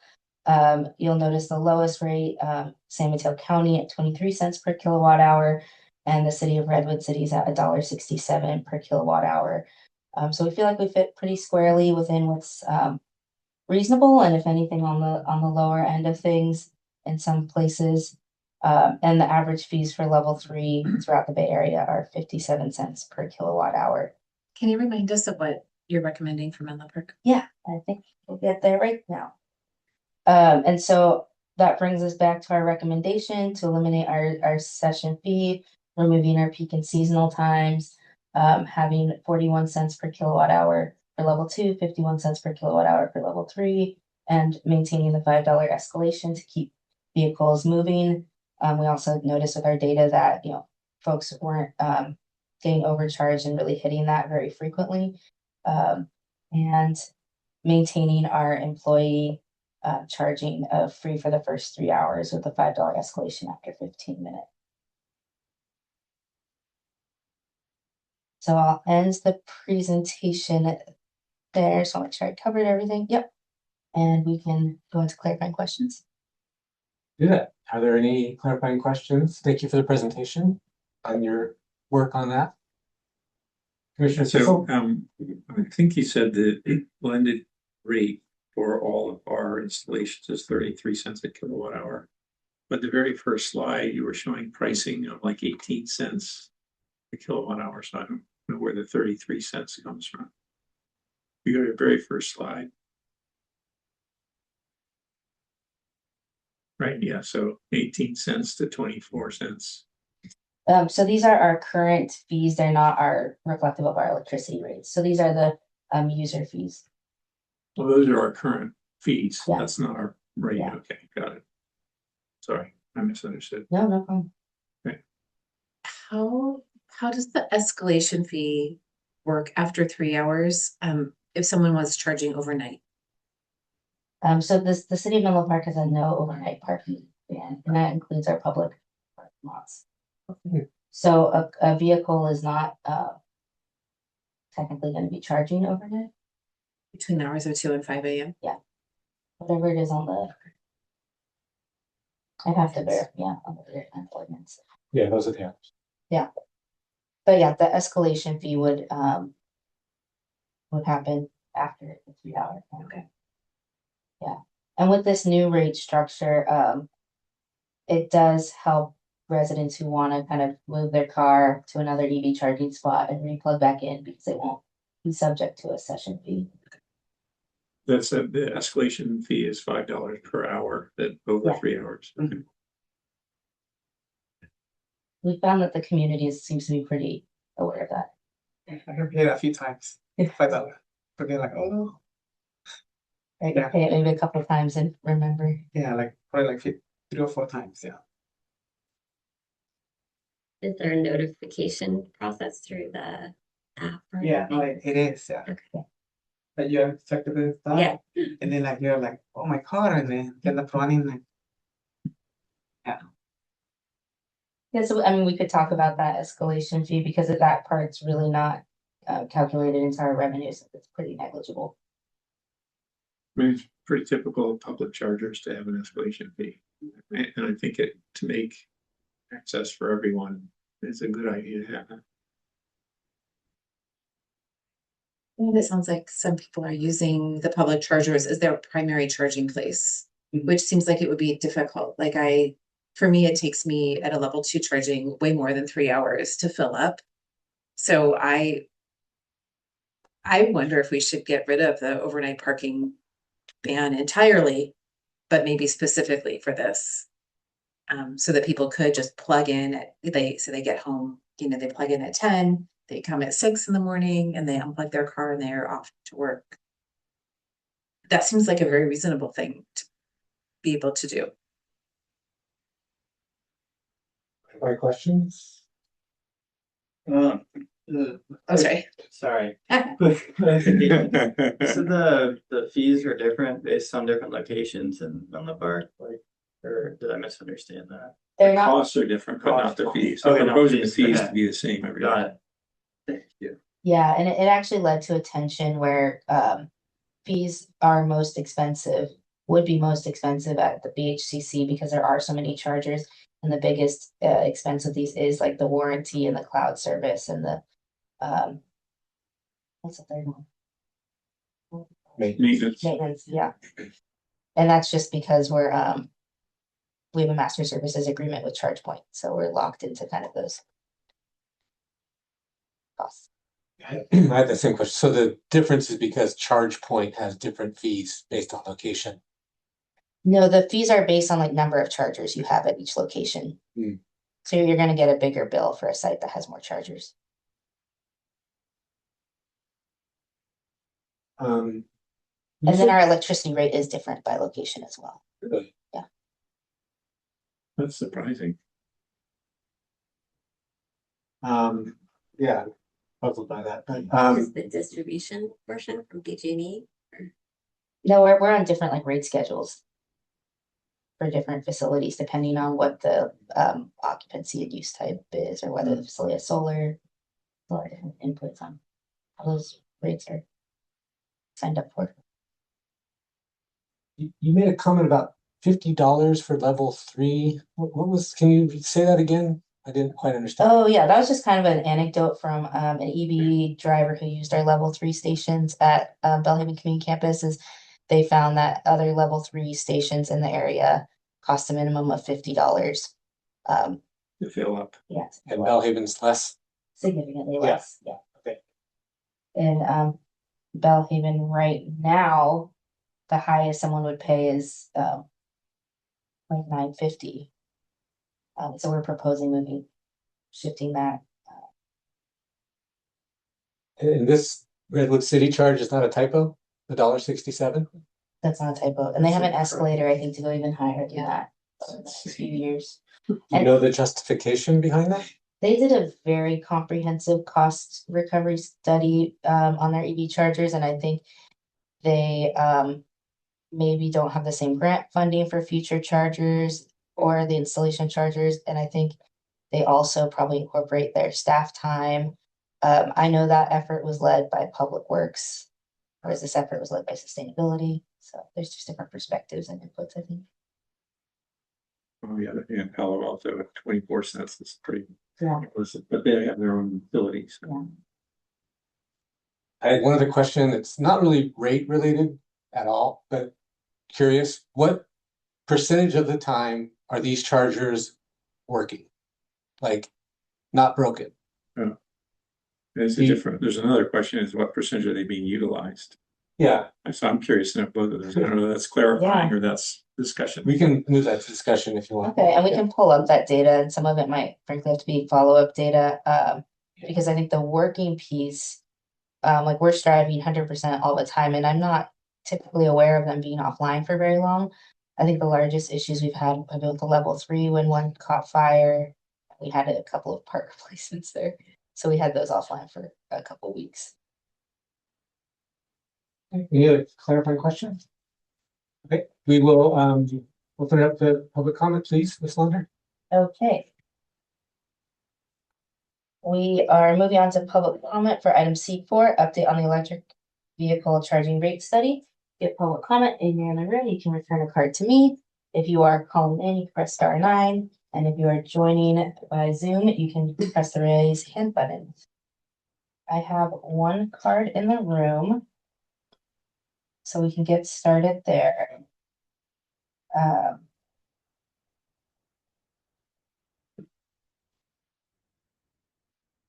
Brian Schmidt, whenever you're ready. Thank you, Brian Schmidt from Menlo Park. I think I will stand if that's okay. Appreciate the staff's report. Menlo Park definitely supports the concept of simplifying the rates. I think that's a really good idea. We are cautiously supportive of the proposed rates. We tried to do our own analysis of rate comparison. The two principles we thought should be important is be comparable or hopefully better than nearby cities. Recognizing that Palo Alto has very cheap electricity, so that's a pass. And then also that the goal we think should be that EV charging should be cheaper than gassing an ICE vehicle. The analysis that I tried to do and sent showed that it was slightly better, level 3, than a gas engine. I understand from Rachel, she did right now, said that more than slightly better. So it kind of depends on how you do your analysis, I guess. Yeah, I'm sorry, that's based on the proposed pricing. Yes. Yes, it's in the emails that I sent. So I'd say, okay, it meets that test. I think it might be worthwhile to review this at least once a year, see what's happening with gas. And although I expect gas is probably going to go on refinery closure, so we're probably good, but still, it's something that's worth reviewing. I did note that I did not include the escalation fee in that. No, which may move things a little bit closer. So anyway, that'd be my suggestion is review this annually or something like that. Thank you. Thank you for your comment. Having no other cards in the room or hands online, we can close public comment on item C4 and return the meeting to you, Chair, for discussion. Okay, we'll open it up for discussion for the commission. I'd definitely be interested in understanding what our utilization is. Assuming they're up, like what percentage of the time are they being used and does that vary across city? Especially to Nancy's point about, if there's downtime in the evenings, why aren't we utilizing them? So specifically, you're looking to understand utilization by like time of day? Okay, because right now I have like the aggregated utilization, so I can kind of tell you the kWh for each location. But if we What take percentage of the day, even if are they of the time that they're available, are they being used 80% of the available time or 20% of the available time? Yeah. Not with respect to kilowatt, but just, are they being utilized? Yeah, that would be a fact that we'd have to look into and get back to you on. With the one that I see in Menlo Park, so usually there because I charge my car there, so I usually see them being full. The issue that I see is not people not wanting to use like the charger, because sometimes I see like people going around the chargers because people park in front of the chargers with conversion cars. So then they have to go behind the charger to charge them. So people are parking in spots that are reserved for EVs. Yeah, no, but because there's no designation about EVing like on the ground, like or on park only, because like in San Mateo County, when you go to the court, it says only EVs here. Right. And then you're supposed to be charging too, that you can actually go and park with I'm on EV. Yeah, but I feel like they're always like if I go after 8 a.m., then good luck finding a charger. So I had to go like at 7, and then I put my 3-hour timer, and then go and do my stuff, and then yeah. But usually I see the full. I see a lot of Teslas, a lot of different cars there. Yeah.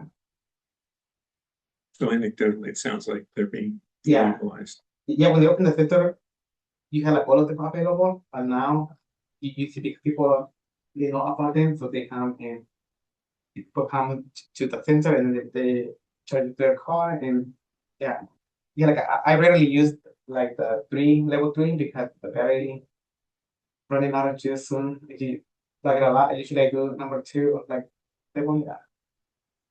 I'm sorry, you use level 2 more for what reason? For charging the car, yeah, to extend like battery life. Well, for battery health. Yeah. Okay. Good. So it sounds like there is some recommendation we might want to include around signage to make sure that the EV spots are. Yeah, the only signage for the senior bus. Yeah, so that one says don't park here. This is the senior bus. Yeah. Spot there, and it's an electric car. And like one day, the city offered transportation to come to the city council meeting on that car. So I signed up to come, and it was a nice ride.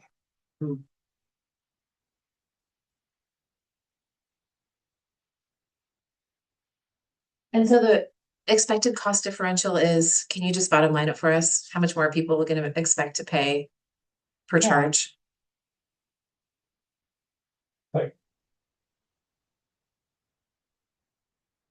$3-4 Yeah. for level 2. And 10 to 15 for level 3, more than now. And so I want to acknowledge the public comment as far as looking in a year or something and just seeing if the utilization remains the same, because if our utilization drops because of this change, that impacts our formula here, because we're basing all of these rates, assuming that we'll get the same amount of usage. Right, because we need to probably pay the same amount no matter what to charge Exactly. point. It's because charge Okay. point is such a high flat Yeah. baseline cost. Yeah. So it's a balance. Yeah, because I did the math. I have an like hybrid car and a electric car, and depending on how high the gas is, like when the gas is bad, then you're like, yeah, EV better. Yeah. But when they're about the same, but even when it's at the lowest, I think I still save more money with my EV car in terms of for mileage. Yeah. And so the cost of services study is like, as Liz mentioned, every 5 years or sometimes even longer, because it's really extensive across all of our departments. And you'll see this trend of services getting more expensive across all city departments. But the master fee schedule is updated more regularly, like little additions are made every 1 to 2 years. So we also purposefully didn't want to kind of lock in like an escalation like the city of Redwood City did, because there's so many unknowns with all the new chargers we have coming online that might make it cheaper for the city. And so we anyway, I think it's a great idea to kind of reevaluate and know that there's a trigger point with the master fee schedule. Well, I'm really excited to hear there's 60 more coming. that's great. And I support the recommendation. I think, you know, you look at these fees in comparison to a internal combustion engine, you know, the presentation shows a savings. I did some rough numbers. You gotta make a lot of assumptions when you're doing these numbers, but you know, you could look at it like the level 2 is basically the same as $2.50 a gallon, and level 3 is like $3 to $3.50 a gallon. So I think gas prices are $4 to $5 a gallon right now and have been for a while. So I think, you know, we're still offering residents a discounted cost to run their vehicle. You factor in the low maintenance with an electric vehicle, you're saving money there. I'm not suggesting this, but I think it could be interesting to even study like higher fees that get reinvested in the community to expand EV charging at multifamily buildings. I think there's probably maybe room in the numbers to still offer a real nice discount and help folks that don't have charging get charging in their apartment complexes. But that's for another day. But I support your recommendation, and I can make a motion if folks. Do we want to have a more discussion about, I mean, if this is just the motion on the proposed rate plan. Yeah, we can discuss more, yeah. I think the question about, should we open up charging to other hours during the day? Or is that part of, I mean, do we need to vote on this specifically, this proposal, and then have a separate conversation about what time of day we're making the chargers available to the public? We can include it in one motion, and I did want to offer that Liz quickly navigate the ChargePoint portal, so we have some rough numbers on the utilization of the last 30 days. So at Civic Center, it's gonna take forever for me to do the hours that's open because it takes a long time. But it defaulted to 24 hours. So from 12 a.m. to 11:59 p.m. over the last 30 days, the one of the most utilization is Civic Center, 61.31% utilization. But that's counting hours that it's not available. Right, So- yeah, so it's So what are the hours that it's not available? 3 hours, 2 to 5? 2 to 5, yeah. So you take 3 hours out of 24. Yeah, and then so the chargers at BHCC have the least at like 10%, an average of like 10%. Wow. And Commissioner Hernandez mentioned some of the challenges that we're having there that are just kind of unrelated to the community and the chargers about just signage. Yeah, well, right now with the construction of the solar panels down there, so they're like reduced parking space right now, so it will be hard to take more parking now and be like, yeah. It's understandable, yeah. Yeah, because even now I feel like parking all the way to my house. Like people, I already see cars parked in front of my house, and now like Monday through Friday from 8 to 6 p.m. there's. I guess the only other thing I'm concerned about is eliminating the hassle, like having to, like as you were talking about, you have to set your watch and come back and then move it and do another thing. I don't know if that's problematic and like just typical of what we do, but I really appreciate being able to just plug my car in and pick it up when it's done. There's not that mix availability for as many Everybody, people, yeah. right? Like if you just park there all day. Well, I guess I'm more thinking like all night, like the likelihood of someone wanting to change their car around, plug it in or unplug it at like 3 a.m.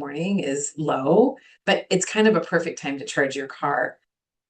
So I would love to see us eliminate those parking, so if you plug in at night, Yeah, charge all night. I'm torn on that, but as I think about it, maybe it could be a pilot program, like allow overnight parking and just see how it goes. And if every charger is being fully utilized all night, then maybe we need to pull it back a little bit, because then maybe some people aren't being able to use them.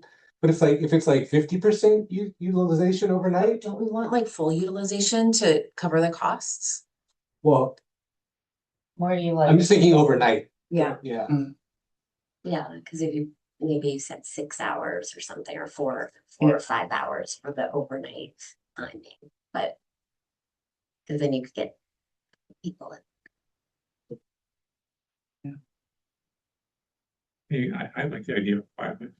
And maybe it is, maybe the upcharge, or I forget what we call it, after 3 hours at night, it's 6 hours. I mean, do you think that's something that even would make it through removing the overnight parking ordinance for EV charging? I know the overnight parking ordinance has been around since the sixties. Yes. Yeah, so Which is also a problem actually related to ADUs. And we're trying to build more ADUs, but if you don't have parking, and then how do people park if they have a car? So I think, yeah, we're highlighting that it's slightly bigger than EVs of a conversation across the city. But I do think it's worthwhile for the EQC to daylight an interest, but I don't want to overpromise. Yeah, I would be supportive of exploring no overnight parking ordinance for EV charging stalls and then for a year and just see how those charges are being, can we look at if they're being used by hour? Do we have that data? Yeah. Okay. It takes a long time, but I can do Well, it. not right now, but like, Yeah. you could go back a year from now and say, okay, the chargers were only half of them were being used overnight completely, and which would indicate that if other people wanted to charge, they could. But if we see that they're being used 100%, then maybe some people are being sort of boxed out. Does that make sense? I'm not totally sure if that's exactly the analysis, but Yeah. I'm sure we can figure it out. Yeah. And I would say the window is like 12 to 6. Like no one really wants to be doing anything between 12 and 6, Right. midnight and 6 a.m. Yeah. Like just don't have any fees in that time frame. And if there, I think When you say no fees, you mean no oh, overage fees? sorry, no extra fees. Yeah. Yeah. Well, Not free. and to me, it seems like the electricity is cheap then, and we're charging more. So it's a great way for the city to actually make money. But if what they're worried about is, people living in their cars, which is, I think, what the concern was in the 60s when the overnight parking thing came into place. That's the story that I've heard is, if they're worried about that, they could still, I don't know, come by and encourage people to find another place to stay if that's happening. I've noted that down as considering a pilot to eliminate the escalation fee from 12 a.m. to 6 a.m. to allow overnight parking for EV charging. I love how you can capture it so simply. Thank you. So John, is that your motion? If so, I'll second it. Yeah, that works for me.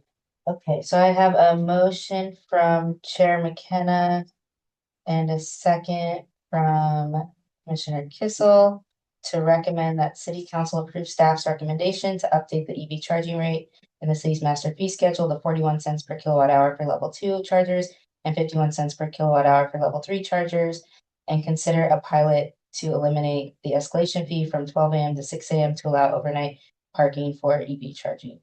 And you need to include elimination of the one-time fee. Oh, I'll add that too. Thank you. That was part of your book. Yeah.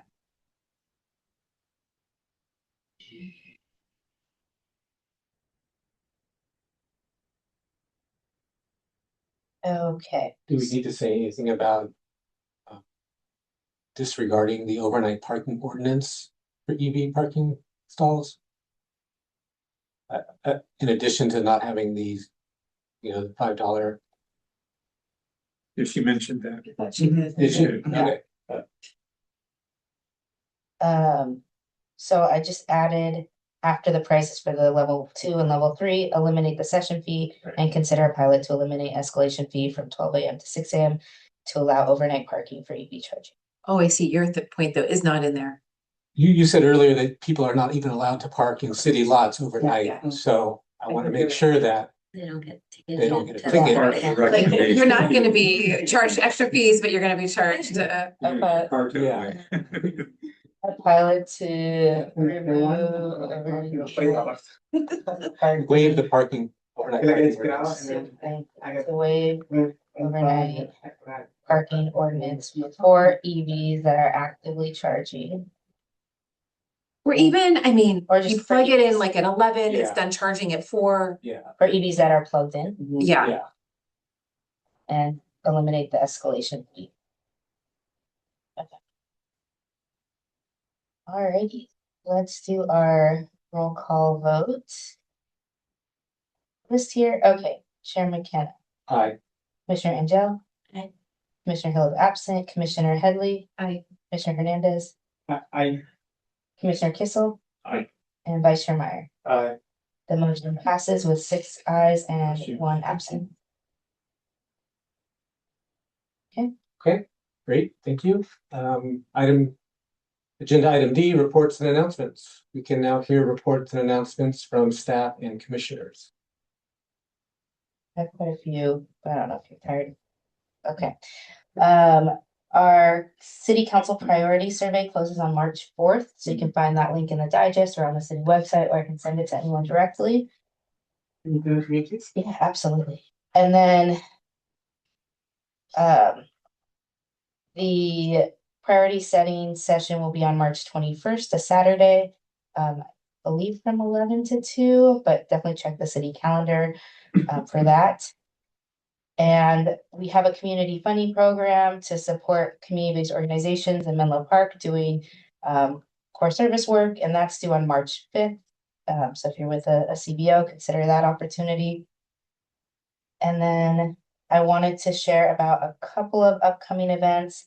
On March 18th, the Bay Area Regional Energy Network is hosting an event powering data centers, balancing growth with sustainability and affordability, which I think that topic has come up with this commission, so wanted to share it. The BayREN program is also launching EASE, an energy affordability program that's very similar to our home upgrade services, where home upgrade services provides replacement of appliances and electrification, but the EASE program provides some of the very necessary energy efficiency work like air sealing and insulation, and it caps the costs at $1,000 for income eligible residents. So it's an affordable or closer to affordable way to get that work done for energy efficiency. And then advisory body recruitment is now open. Application deadline is 5 p.m. on April 3rd.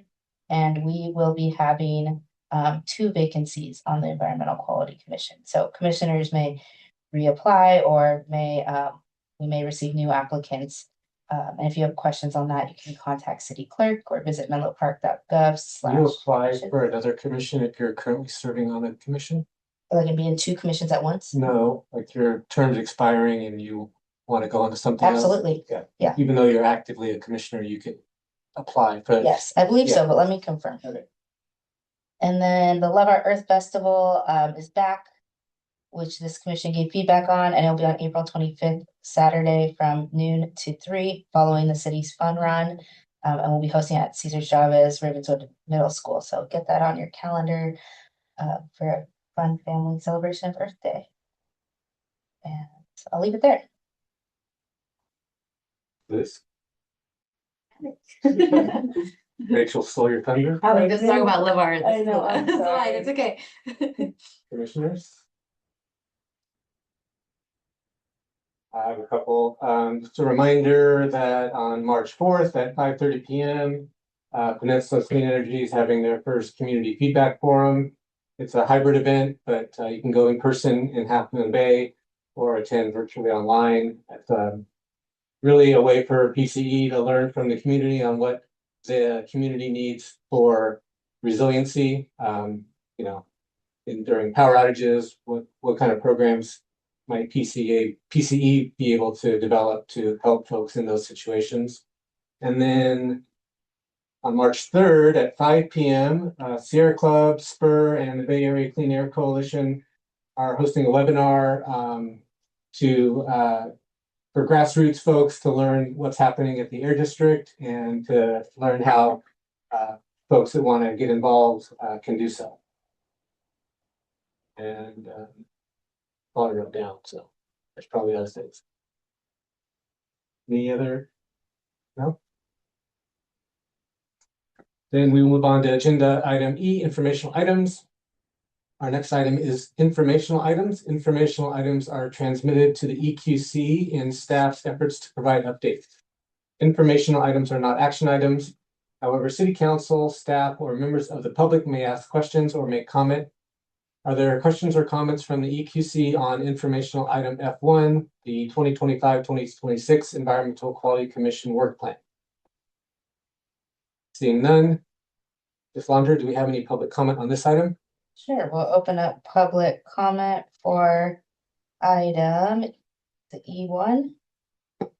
Sorry, I've had Yes. F1. E. Sorry, it was E1. Sorry about that. For item E1, the Environmental Quality Commission Work Plan. I don't see any cards in the room. And if you're online, you can hit the raise hand button. And if you're calling in, you can press *9. Okay. We can close public comment on item E1 and return the meeting to you. All right, we're adjourned. Thank you. Thank you.